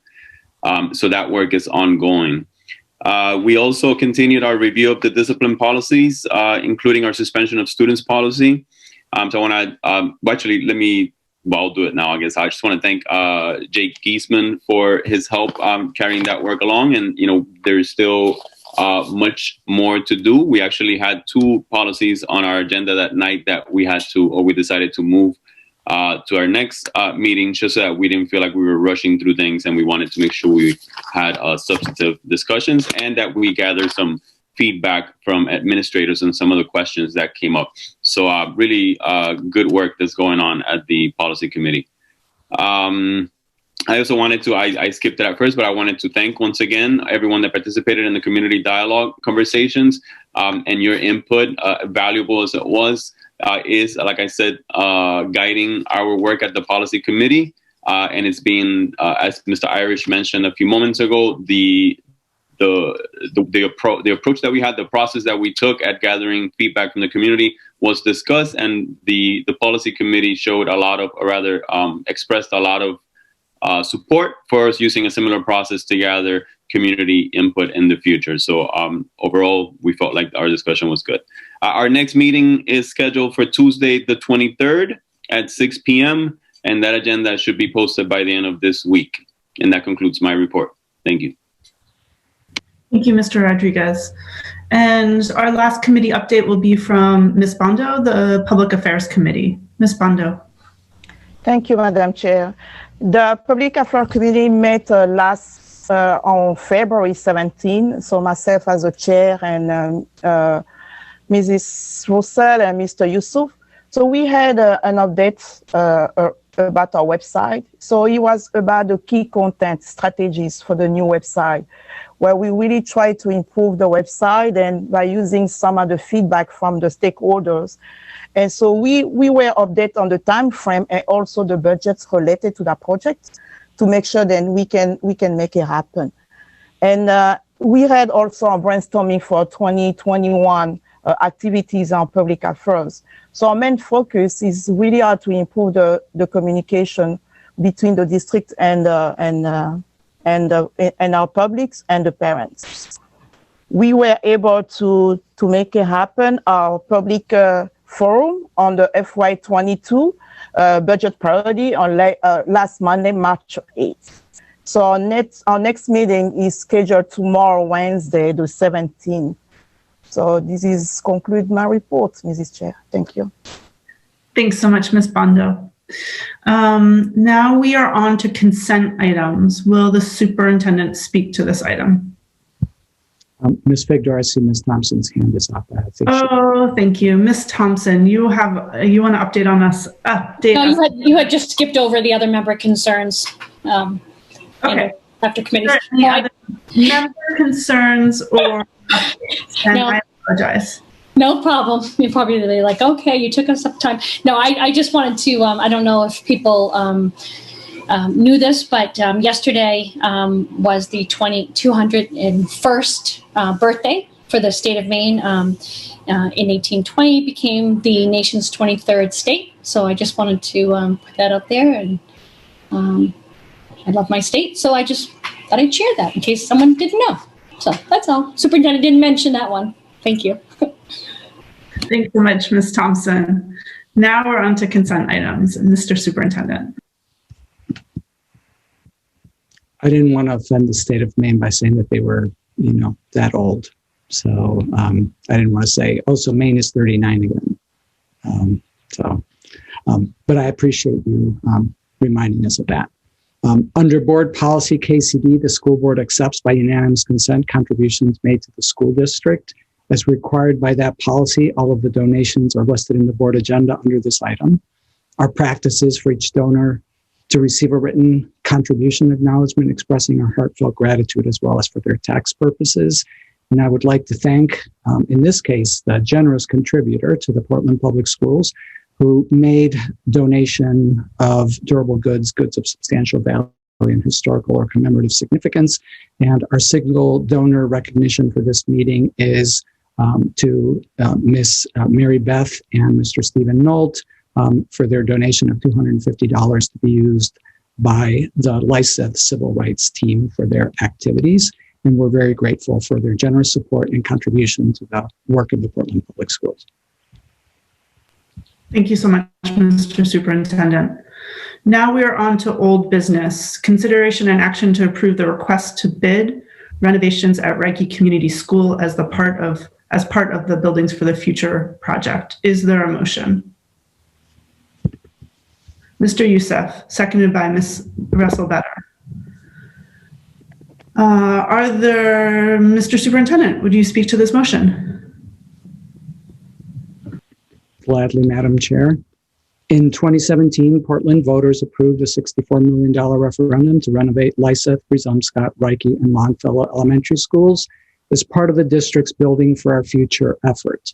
In the spring of 2018, the Board of Education developed a governance structure for the oversight of the BFOF projects, and under that governance agreement, the board retains its fiduciary and policy responsibility over the projects, but creates a structure for deeper understanding and collaboration that includes a district advisory building committee for all 4 projects and a school-specific building level advisory committee for each individual project.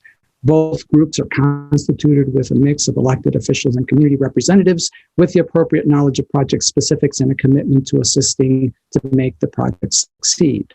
In summer of 2019, staff, in consultation with community members on the DABC, selected Harriman as the architect and engineer for the Longfellow, Brezumscott, and Reiki school renovation projects. Harriman, working with staff, community members, and members of both the DABC and the BLAC, have developed a detailed plan for the Reiki Elementary School project. This proposal was vetted and developed with guidance from 3 community forums, multiple meetings with school and district staff and stakeholders, as well as members of the DABC and the Reiki BLAC. The project represents a scaled back interpretation of the conceptual developments that were developed during the BFOF design phase. The scaling back allows the project to retain several of the key features of the original design while maintaining the financial viability of the 4 BFOF school projects approved by Portland voters. At the February 18th DABC meeting, the design for Reike Elementary School was reviewed in anticipation of the board approval process. Actually, I'm sorry, that was on March 2nd, that you reviewed the Reike design.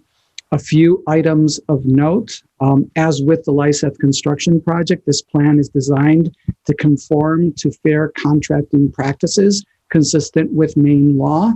This represents an affirmative step on the part of the board, as these practices are not required from locally funded projects.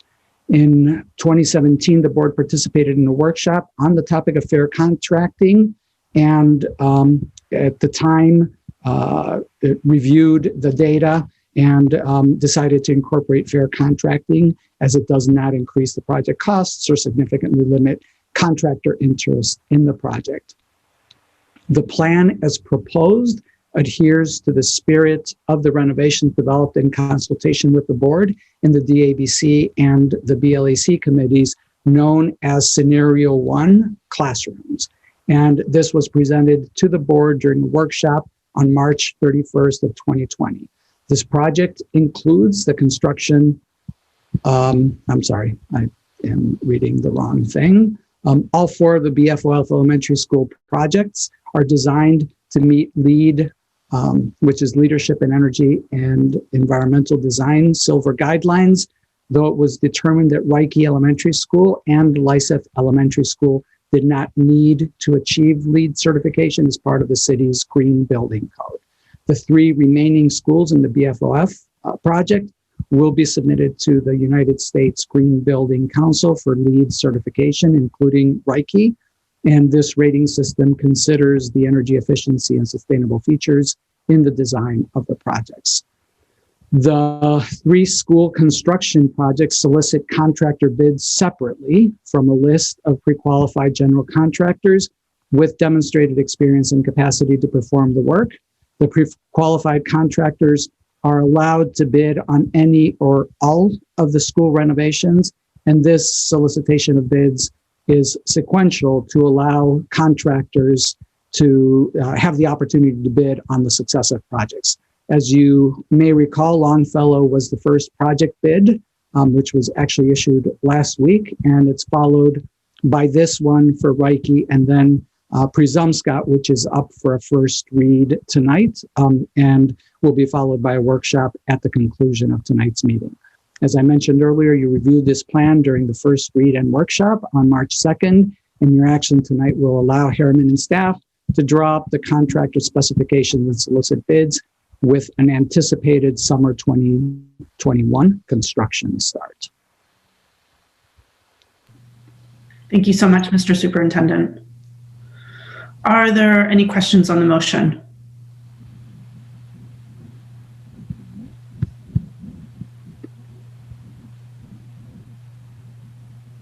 Okay, seeing no questions from the board, we're going to move to public comment. This is specifically public comment on the Reike renovation project. Is there public comment? If you want to comment and are a member of the public, please use the raise your hand feature, which you can find on the bottom of the Zoom webinar panel or next to your name. Okay, seeing no public comment, I'm going to close public comment. And is there any board discussion?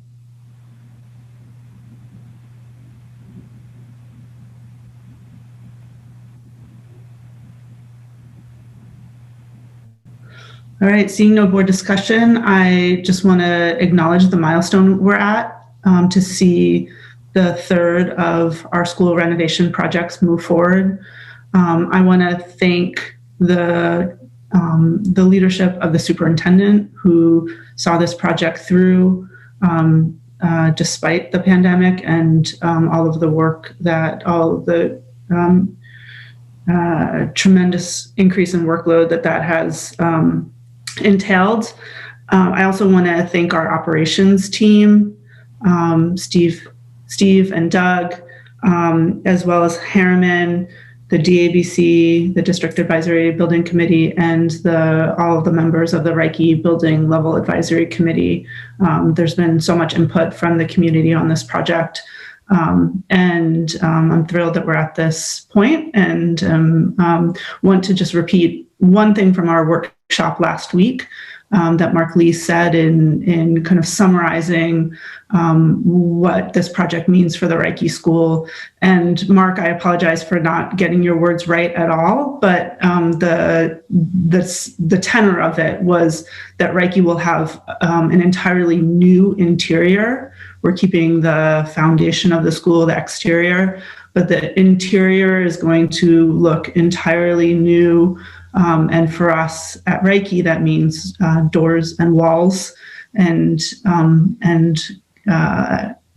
more light, natural light, and the no longer having a waffle ceiling, and educational spaces that are so much more conducive to 21st century learning. So thank you so much to all the work that's gotten us here, including to the community support, which enabled us to start this project in the first place. And with that, by roll call vote, please indicate whether you are in favor of approving the request to bid renovations at Reiki Community School as part of the Buildings for Our Future referendum. Mr. Superintendent, will you call the roll? Yes, Madam Chair. Ms. Wando? Yes. Mr. Burke? Yes. Mr. Irish? Yes. Mr. Rodriguez? Yes. Ms. Russell Better? Oh, yes. Ms. Thompson? Yes. Ms. Trevorrow? Yes. Mr. Youssef? Yes. Ms. Allen? Ms. Boxer-McCumber? Yes. Ms. Chung? Yes. And Chair Figdor. Yes, and Miss Allen commented in the chat that her Wi-Fi is bad, but she's a yes as well. So the motion passes unanimously with the students voting with the majority. Now we are on to new business, and we have consideration and action to accept the superintendent's FY22 budget and refer it to the Finance Committee. Is there a motion? Ms. Trevorrow, is there a second? Mr. Rodriguez. Mr. Superintendent, will you please speak to the motion? Yes, Madam Chair. Can you see my screen? Yes, we can. Thank you. And you are actually seeing the presentation? We are. We aren't seeing it in the share mode yet, but we are seeing the presentation. Present mode. Present mode, yes. Great. Let me do something here real quick. Actually, I'm going to stop sharing for a second because I think I screwed this up.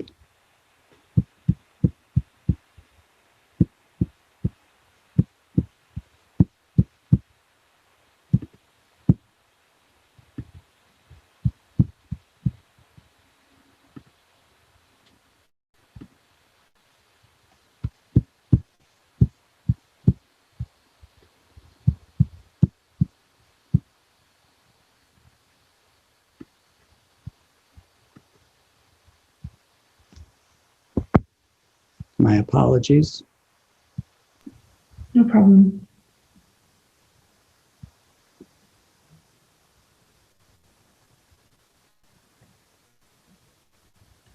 I think this might work. We'll see.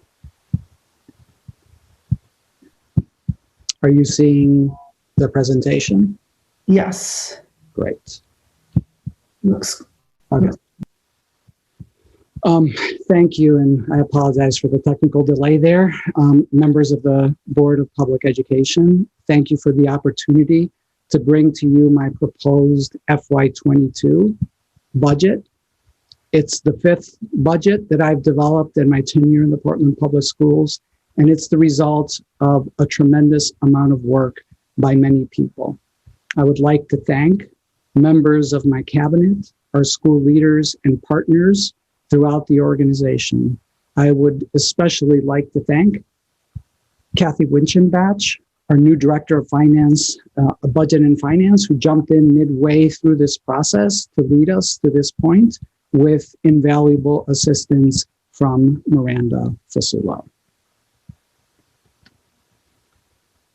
The budget presentation, as I mentioned earlier, is happening a year to the date from when the coronavirus pandemic changed the face of our schools, city, and world.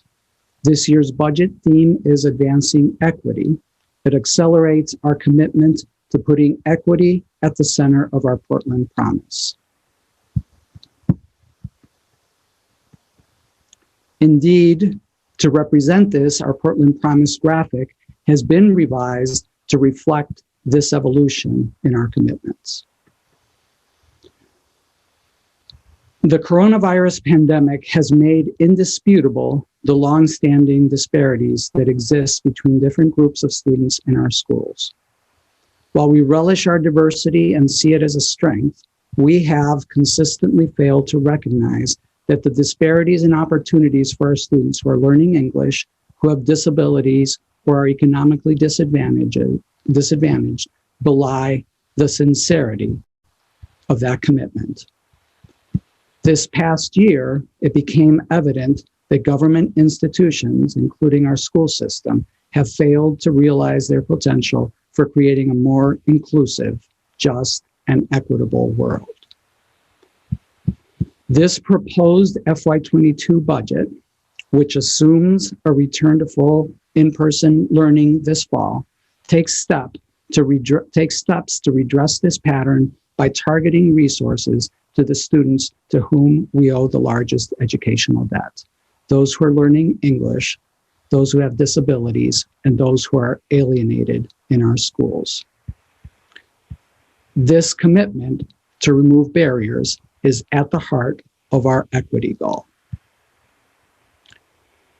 My FY21 budget proposal attempted to advance many of the same priorities that you will see in our budget today. Shortly after that proposal, as you may recall, we pulled many of them back in response to the uncertainty posed by the pandemic.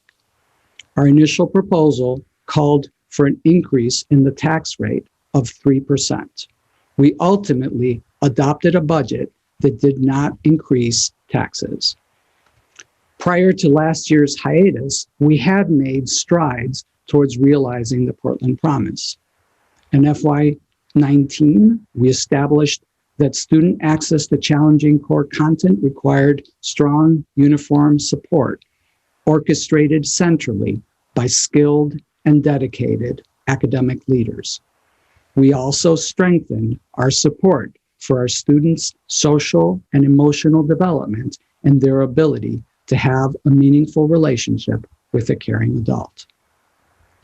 In FY20, we expanded on those commitments as the board vowed to expand access to pre-kindergarten over the next 4 years.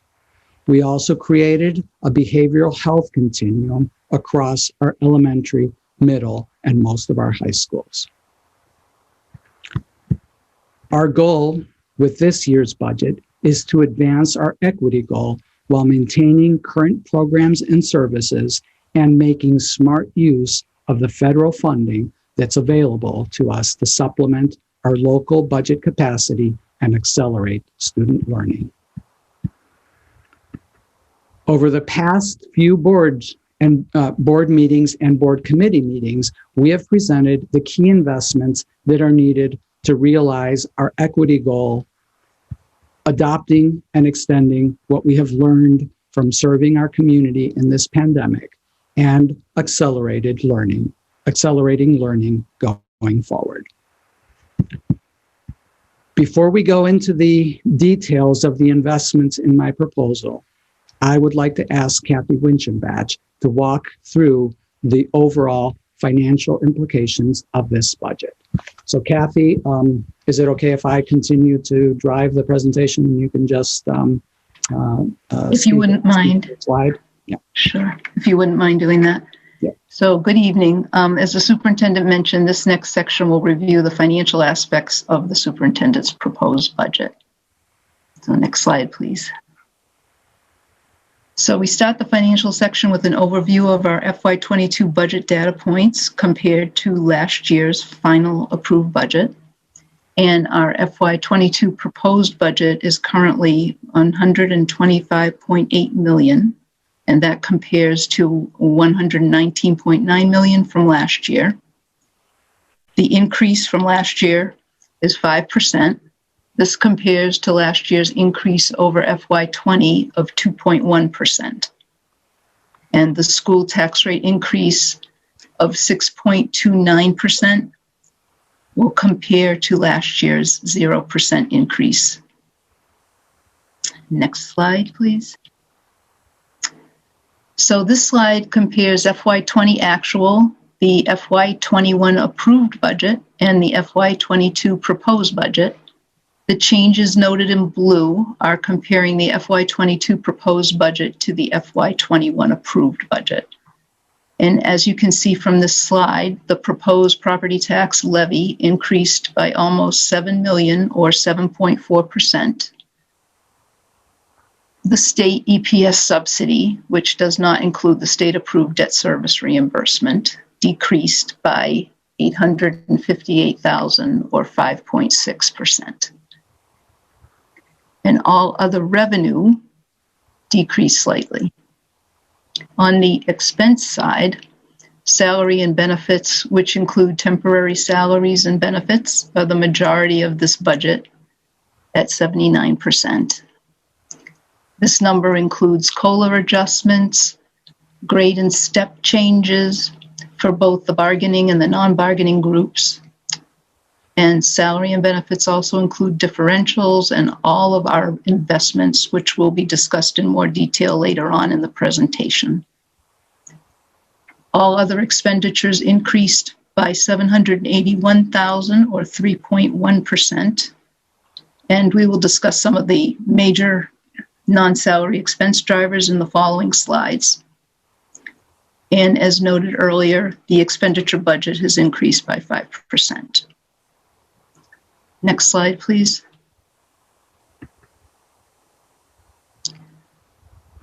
This next slide shows the city rate computation. We can see that the property tax levy has increased by approximately $7 million. And the property tax valuation has increased by $85 million. And this has resulted in a 74-cent or 6.3% increase in the school tax rate. So what we'd like to note on this slide is that due to the increase in the city valuation, we're able to increase our property tax levy by approximately $1 million before we see an increase in the tax rate. And the increase in valuation basically is absorbing some of the tax impact. And then after that point, each percentage increase in the tax rate yields approximately $953,000 in property tax revenue, and that represents an approximate 12-cent tax rate increase. Next slide, please. So this slide pretty much summarizes that the FY22 superintendent's proposed budget adds 74 cents to the school portion of the tax rate for a total school tax rate of $12.43. And that translates for a home valued at $250,000 to represent an increase in property taxes of about $184. Next slide, please. This slide shows how our revenue is distributed. So property tax represents the majority of our revenue at 81%. Our state EPS funding, which does include debt service reimbursement here, is at 14%, and all other revenue is 5%. And this is very similar to what we saw last year. Next slide, please. So we saw earlier in the presentation that the increase in property tax levy at about 7 million. And this slide is showing the decrease in our state subsidy of approximately 947,000.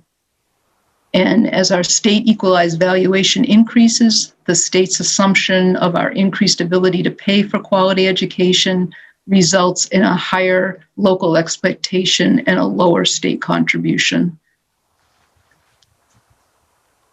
And I'd also like to note that some of our smaller revenue sources have gone down as well.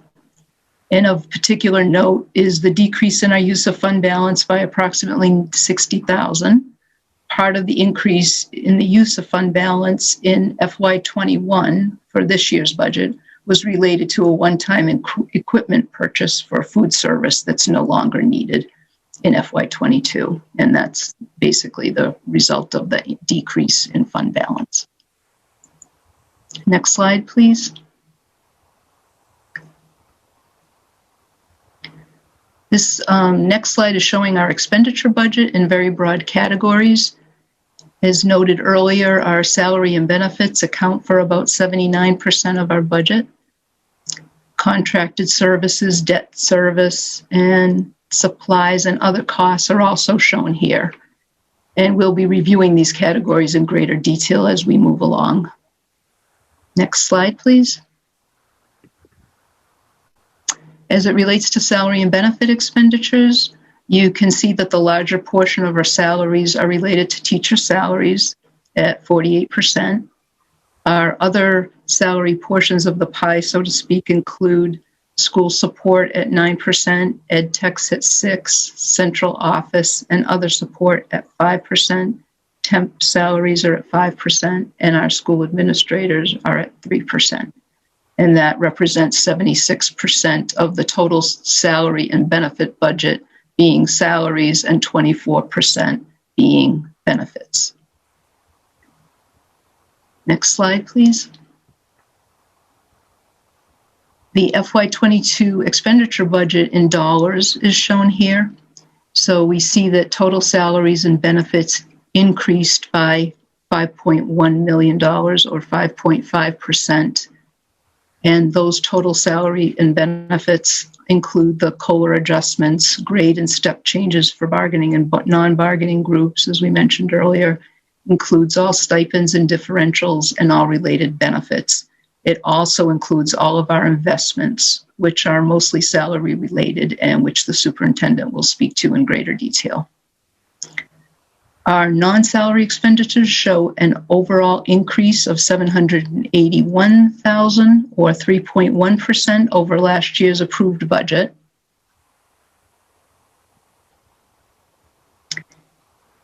For a total budget increase of 5% in expenditures, as was mentioned earlier.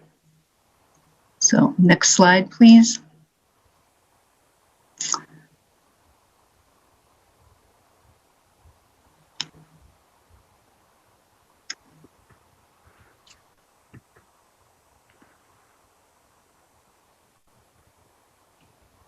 And so this slide is showing our major expense drivers. Our debt service is showing the largest increase at 1.1 million. Natural gas and electricity are expected to decrease by 132,000.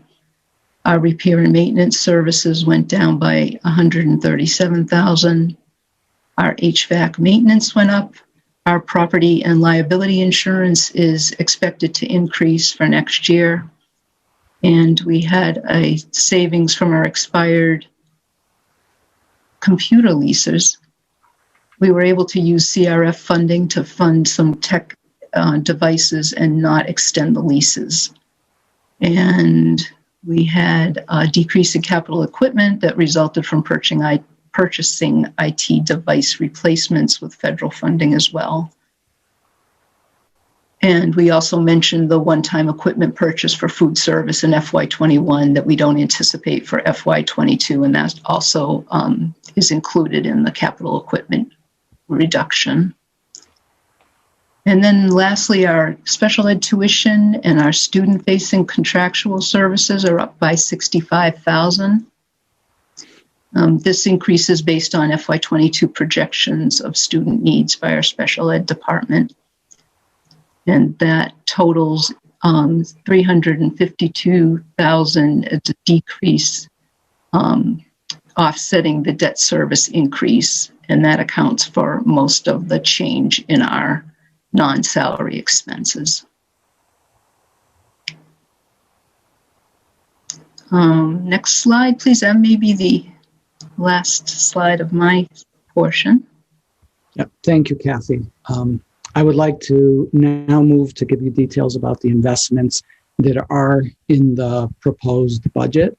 So first, remember these three themes that I shared earlier. There are $2.9 million in investments that are associated with those three themes. The largest portion is in the advancing equity theme. I'm going to walk through some of the priorities that are identified under this, and then I will also provide you with the details in terms of the financials associated with each of them.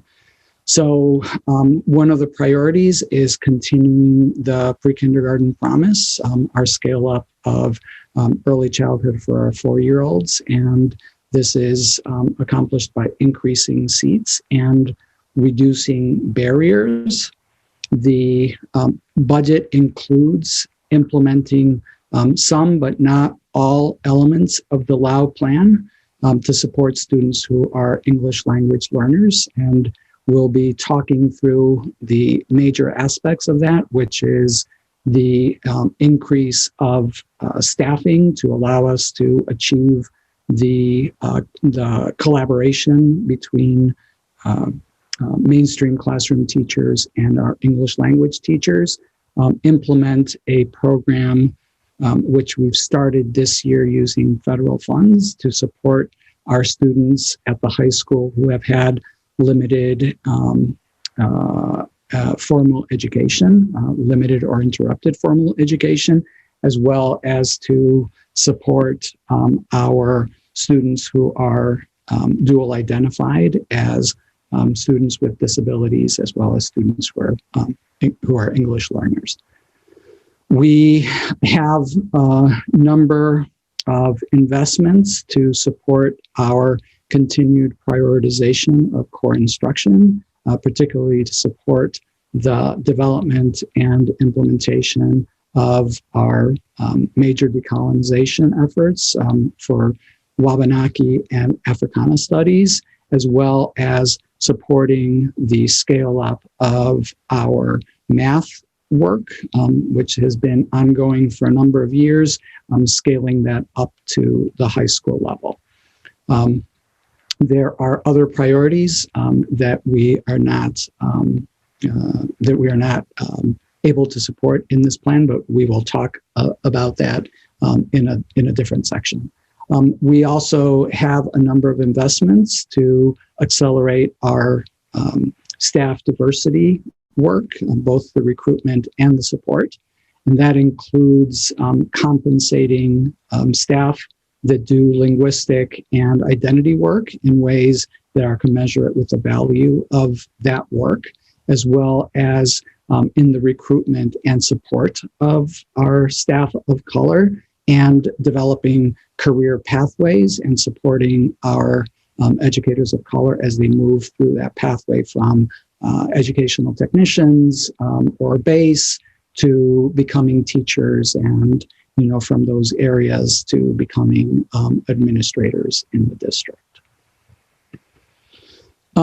We also are fulfilling the commitment that the board made to set up the structures that enable us to both recognize and redress harassment, sexual harassment, and discrimination. So those are things like an ombudsman and the school liaison positions that are called for in the policy.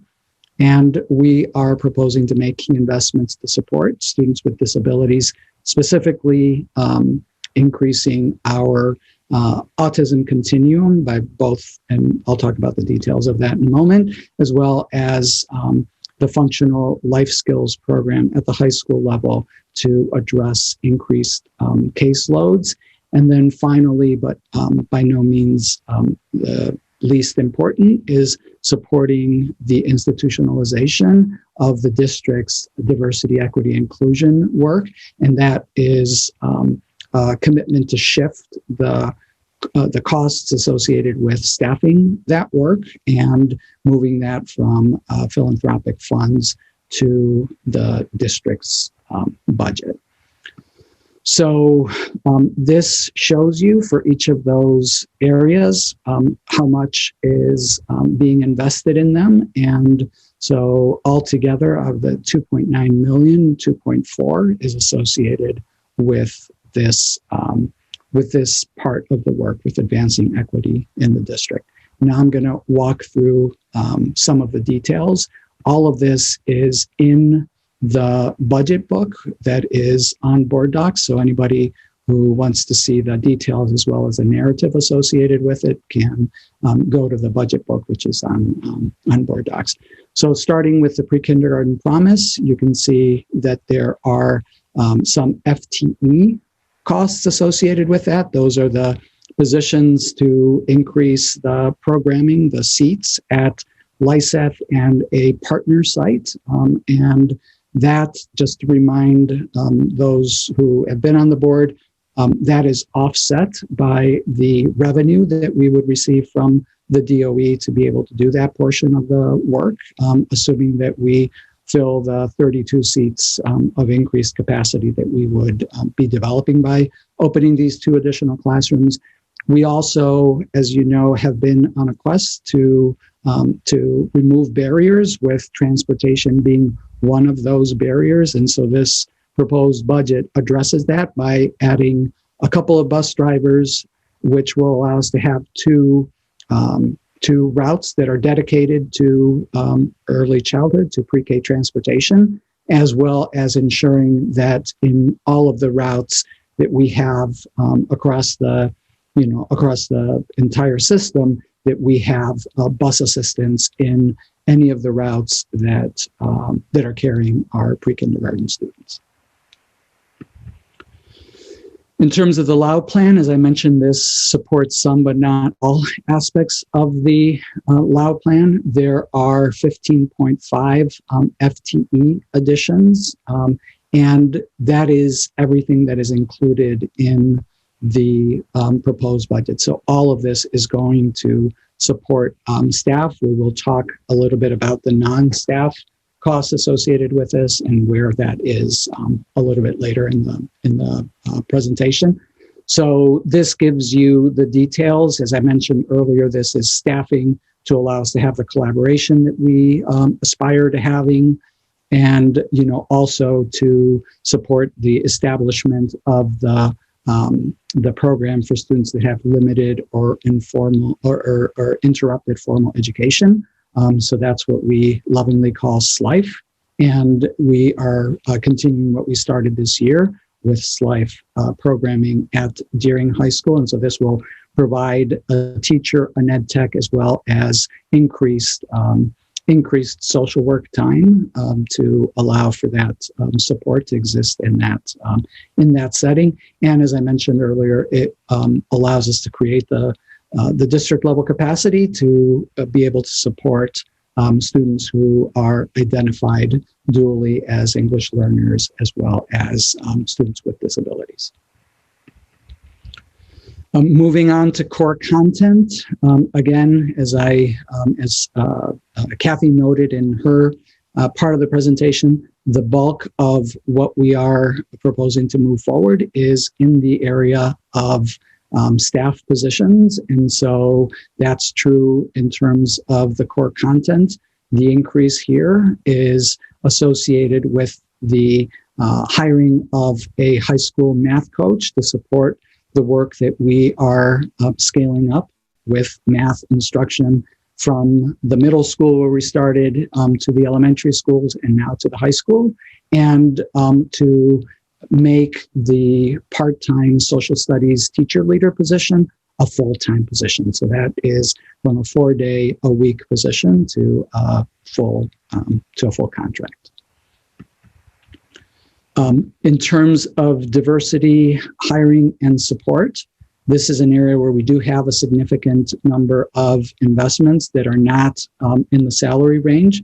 So we have one position that will be located in our Human Resources Department to provide career pathways support to our BIPOC staff. And that would be everything from helping with the recruitment and planning for additional engagement in recruitment to actually supporting the type of affinity groups that we know are important part of making for a successful support structure for educators of color, and so leveraging that position to help do all of this work. There are also is funding to support stipends and temp employment. This is for things like recruitment and the mentoring and support of educators of color in those pathways.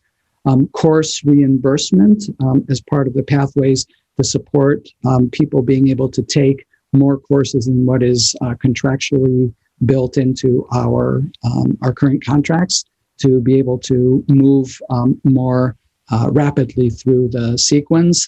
Some costs associated with launching a program at the high school for aspiring teachers, and then pay level upgrade and extended work year for our parent and community specialists in the multilingual departments. This is an example of identity-based work.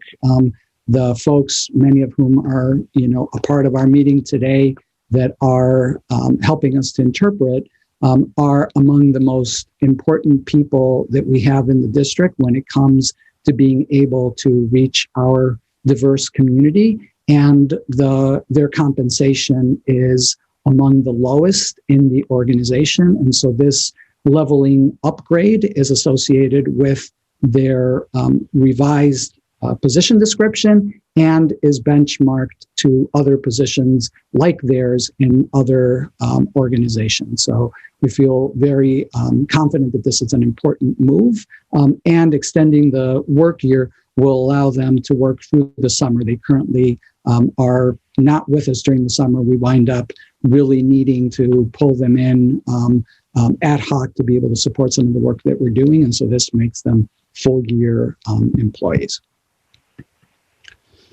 The harassment policy implementation, as I mentioned earlier, this is primarily in FTE, so the development of a position that we're thinking of as an ombudsman position, and then stipends to support the school level, the school level point person for for reporting and triaging harassment in sexual harassment and discrimination in our schools. And so this will support those positions.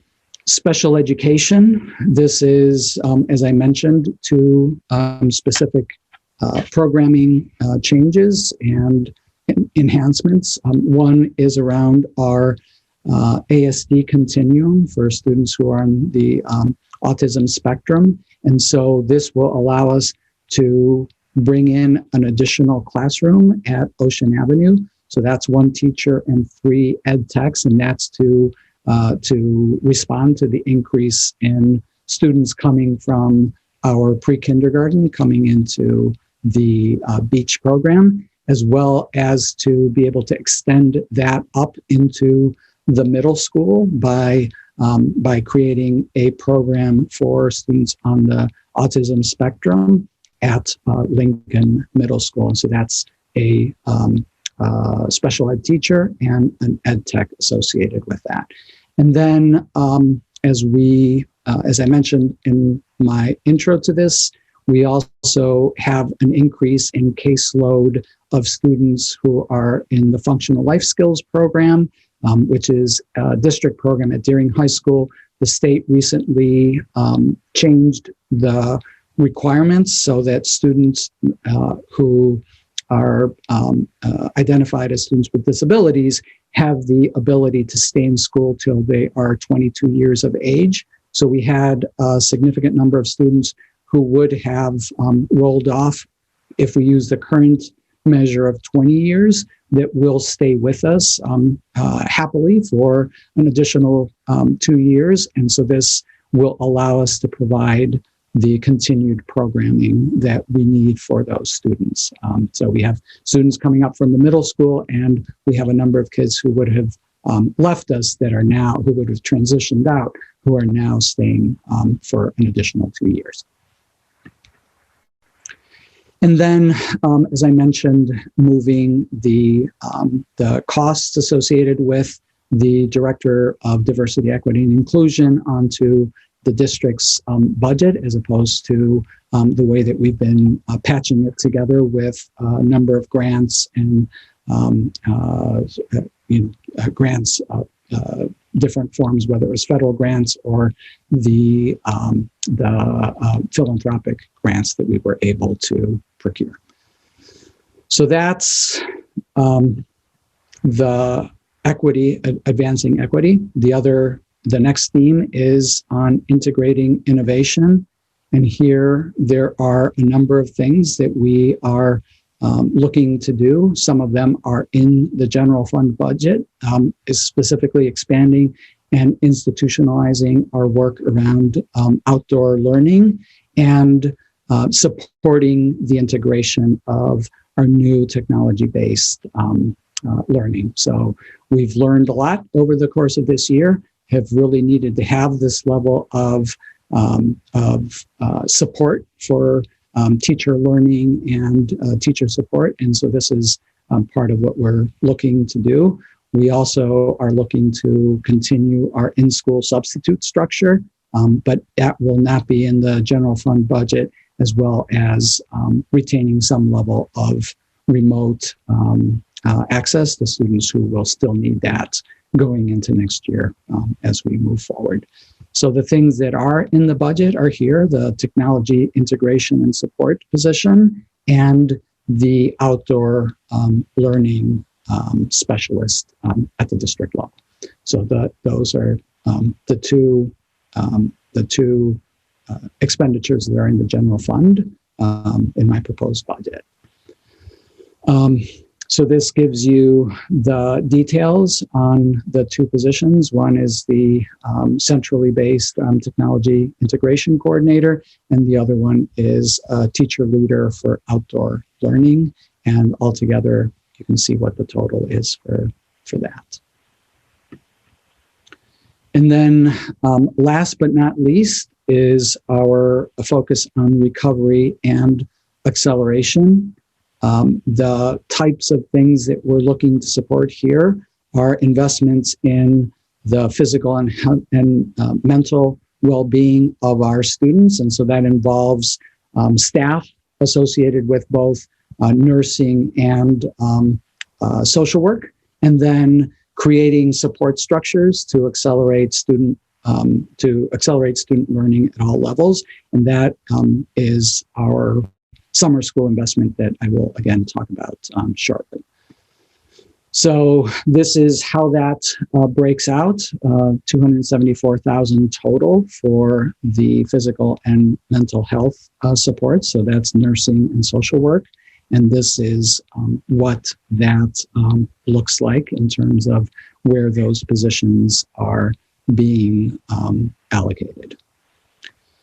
So this summarizes the 2.9 million. So you can see the distribution in the different areas. So in advancing equity, as well as integrating innovations and responding and recovering. So next, I want to talk about leveraging federal funding, and this is not specifically a part of our FY22 general fund budget, but because of the significance of it and the way that we are looking to leverage it, we decided that we wanted to talk through that today as a part of the presentation. So the district is fortunate to have significant federal coronavirus-related funding. And so this slide shows you the sum total of the 2 rounds of federal ESSER funding. So that's what was the CARES Act last year and the ESSER this year. And it shows you what we have received. As you probably recall, we used a portion of it, $1.3 million, in this fiscal year to reduce our budget by paying for a significant number of our custodians. And we are continuing that in the budget for this year. So you can see that represented here by the 650 plus 650. And, we're also looking to continue that into next year with our current federal funding allocation. Most of the district's remaining current federal funding allocation of nearly $6 million will be dedicated primarily to support short-term investments in materials, professional development, and infrastructure rather than positions. And it's important to point out that we still have over $1 million in unallocated funds in our current federal funding allocation. And we're looking to use that to meet any costs associated with increasing in-person instruction, as we discussed earlier in this board meeting. So just wanted to make sure that you understood that even though we are, we have a significant amount of money and we are dedicating a significant part of that to supporting activities in the coming year, we still have a significant cushion to be able to allow us to get through the end of this fiscal year and do any of the scale up that's necessary for bringing more students back for in-person instruction. So some eligible costs have been shifted from the district's budget to federal funding. So, when you saw that original, the Finance Committee in particular saw the original baseline budget before we added in our investments, that included some of these reductions that we have shifted over to federal funding. So that includes, for example, paying the costs associated with a minimum wage requirement that essential workers making less than $16 an hour receive a surcharge for the duration of the state's emergency declaration.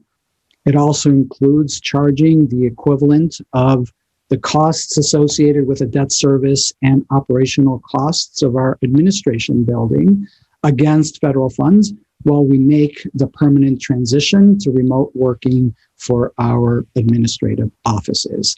And it also includes shifting our current summer school allocation of $140,000 to federal funds. So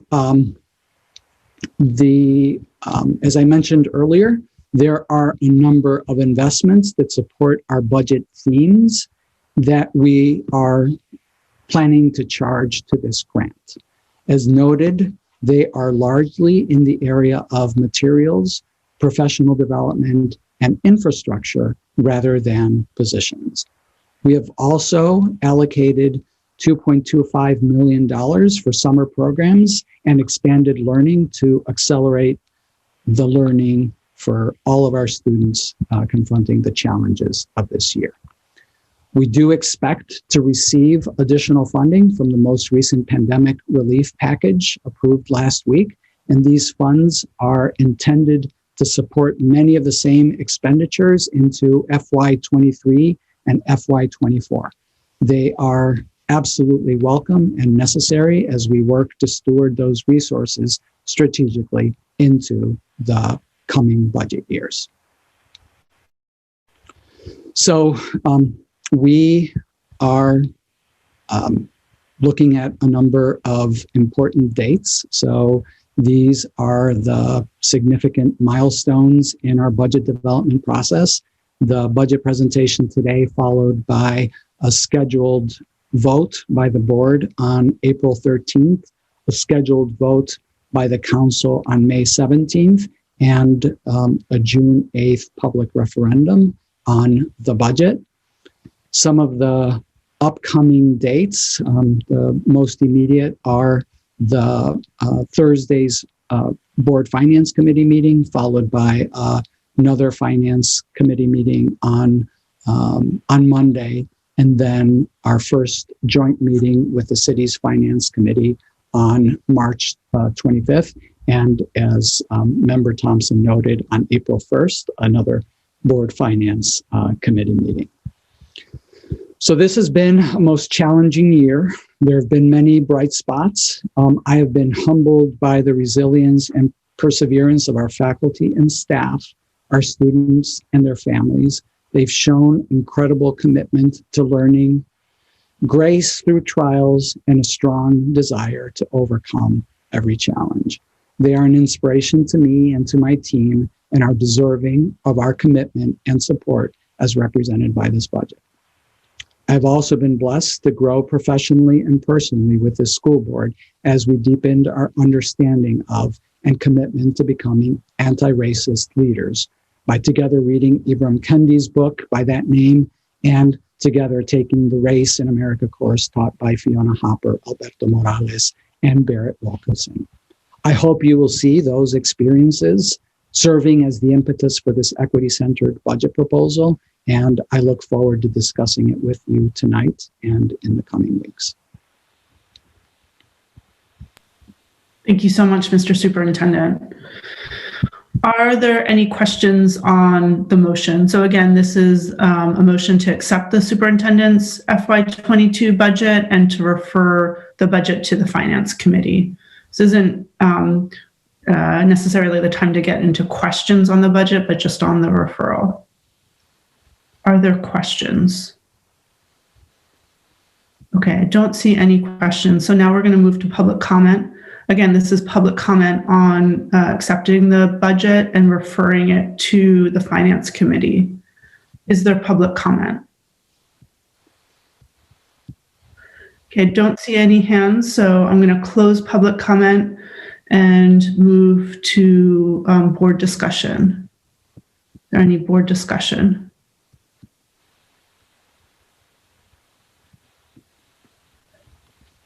Okay, Ms. Russell-Better, go ahead. I'm sorry, was this a time for asking questions or no? More not on the substance of the budget, okay. Just on all we're doing right now is accepting the superintendent's proposed budget and referring it to the Finance Committee.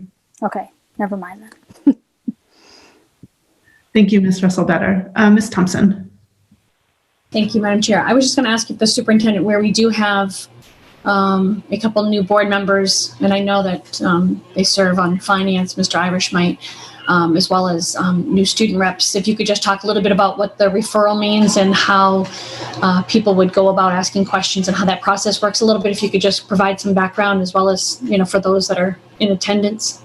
Thank you. The referral today is just to move it forward to the committee structure. That is the next step. And so as you saw in my outline of the next steps, we have a couple of Finance Committee meetings scheduled, one on Thursday, one on Friday. I would be happy to entertain any questions, particularly sort of, questions about the budget so that we can prepare for the Finance Committee meeting. So if you would, I would be happy to get those. If not, we can get those in writing. But, I think to the extent that you have any questions about, additional details that you want or things along those lines, we'll be happy to take those, not answer them today for the most part, but they would be the kinds of things that then we would come prepared to speak to at the Finance Committee meeting. The Finance Committee meetings are obviously Finance Committee meetings, but, it is customary for all board members to come to those, not obligatory, but it's customary because this is obviously one of the most important functions of the Board of Education is to pass a budget. So the extent to which you are engaged throughout this process and understand what it is that we're looking to do obviously the better.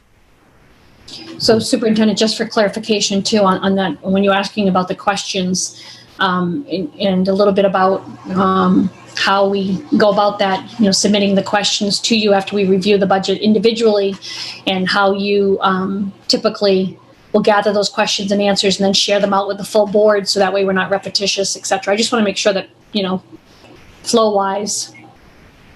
Yeah, that's absolutely right. So, again, we will collect them if you have any today. If not, if you have them and want to send those to us in writing, our goal would be to begin to address those at the Finance Committee meeting. And, we have, as many of you know, a website, sort of landing place on our front page that will be there with the FY21 budget development materials. Everything that we do, we immediately put on that page, so you'll be able to chronologically follow everything that was asked and shared at the Finance Committee meeting, and when we meet with the city and things along those lines. So you'll see the different evolutions of the budget as we walk through that, and you'll be able to trace that back. If you, for the new board members, I know that some of you have already looked at this, but you can look at last year's budget development process and see everything in chronological order from the beginning until it was approved. Thank you very much. Thank you, Ms. Thompson. Ms. Bondo. Thank you. I just want to understand the process. Can we ask a clarification question in this time? Can we? I just need a clarification question. Yeah, just a clarification, because on the language, just to understand one piece of or we can ask that later on the process. I just need to. Go ahead, Ms. Bondo, with your question. Oh, thank you. Just a clarification. I saw on one of the slides, Superintendent, the debt services. So I just want to see what the debt services we own to the city, or so what really included on those debt services, just from my understanding.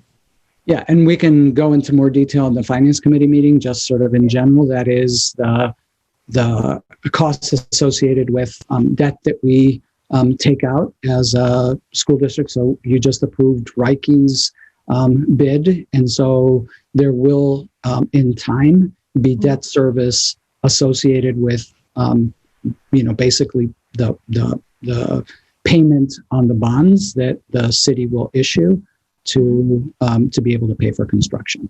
And so that's things like, construction. It's also buses, and when we, all of the CIP that you approved a couple of weeks ago, and things along those lines. Okay, thank you so much. Thank you, Madam Chair. Thank you, Ms. Bondo. Do other board members want to flag for the superintendent any data requests or any questions in preparation for Thursday's Finance Committee meeting?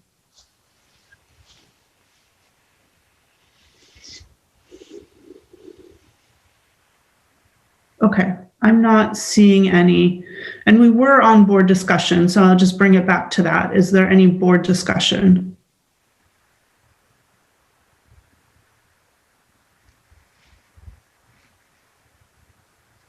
Okay.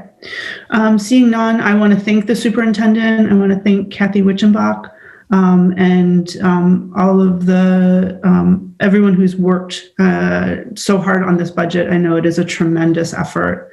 And this is the start of our process, and I look forward to seeing that process through. So with that, by a roll call vote, please indicate whether you are in favor of sending the superintendent's FY22 budget to the Finance Committee. Again, what we are doing here is just referring the budget to the Finance Committee. Mr. Superintendent, will you please call the roll? Yes, Ms. Chair. Ms. Bondo? Yes. Mr. Burke? Yes. Mr. Irish? Yes. Mr. Yes. Rodriguez? Ms. Russell-Better? Yes. Ms. Thompson? Yes. Ms. Trevorrow? Yes. Mr. Youssef? Yes. Ms. Allen, Ms. Boxer-McCumber, Yes. Ms. Chung, Yes. Chair Figdor. Yes. The motion passes unanimously with the students voting in the majority. So the budget is referred to the Finance Committee. Next, we have consideration and action to appoint Marnie Morioni to the Building Level Advisory Committee for Longfellow. This is for the Longfellow School Renovation Project. Is there a motion? So moved. I heard Mr. Rodriguez, seconded by Ms. Bondo. Mr. Superintendent, will you please speak to the motion? Yes, Madam Chair. Tonight, we're asking for your approval to appoint Marnie Morioni to the Longfellow Building Level Advisory Committee, the BLAC. As part of the governance of the Buildings for Our Future School project, the board established the Building Level Advisory Committees. The BLACs are charged with advising the District Level Advisory Committee, the ABC, on the specific renovations at each of the 4 schools. Members of the BLAC are selected by the Appointments Committee of the board from a list of applicants for the role. Annually, the committee recruits potential members to serve on board appointed committees, and we recently closed the latest round of recruitment, and Ms. Morioni was the only applicant. We have openings on the Longfellow BLAC, and I reviewed the nomination with members of the Appointments Committee, and they approved bringing it forward to you for approval. Needless to say, Ms. Morioni is a known commodity and is ideally suited to be in this role. While on the Board of Education, Ms. Morioni served as chair of the Longfellow BLAC and was chair of the board when the Buildings for Our Future referendum was approved. She lives in the Longfellow community, which I would like to point out is not a requirement to serve on the BLAC, but in this particular case happens to be true. So I'm asking that you approve this nomination. Are there any questions on the motion? Seeing no questions, is there any public comment on the motion? This is appointing Marnie Morioni to the Longfellow Building Level Advisory Committee to help with the plans for the renovation of Longfellow School. Seeing no public comment, I'm going to close public comment, and is there board discussion? Mr. Rodriguez. Thank you, Madam Chair. I just wanted to thank, I anticipate supporting this nomination. I wanted to thank Ms. Morioni for volunteering to do this work after, I believe, 12 years of serving on the school board and, the dedicated years of service, and now asking, or rather volunteering to do this. It's just, again, indicative of the character and the passion that Ms. Morioni has for public schools. Herself as a parent of soon to be her second graduate son. So again, I'm just thrilled to continue to have these deeply meaningful relationships with folks in our community and great examples and role models like Ms. Morioni. So I'm happy that she's volunteering to do this, and we welcome her with open arms. Thank you.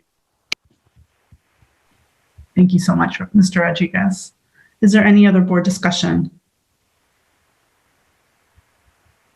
Okay, by roll call vote, please indicate whether you are in favor of appointing Marnie Morioni to the Building Level Advisory Committee for Longfellow School. Mr. Superintendent, will you please call the roll? Yes, Madam Chair. Ms. Bondo? Yes. Mr. Burke?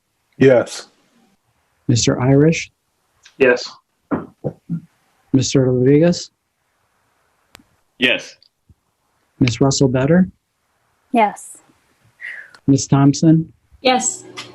Ms. Trevorrow? Yes. Mr. Youssef? Yes. Ms. Allen? Ms. Boxer-McCumber? Yes. Ms. Chung? Yes. And Chair Figdor.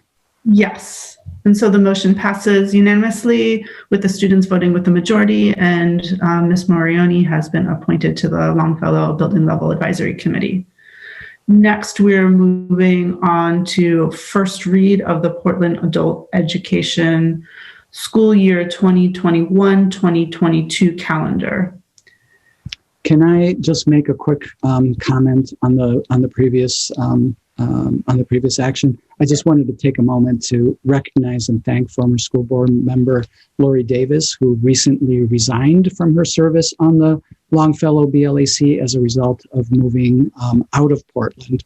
She, as Ms. Morioni, was a longtime member of this board and served with distinction on numerous things, and most recently, after she had retired from the board, served on the Longfellow BLAC. So I just wanted to take a moment to thank her for that.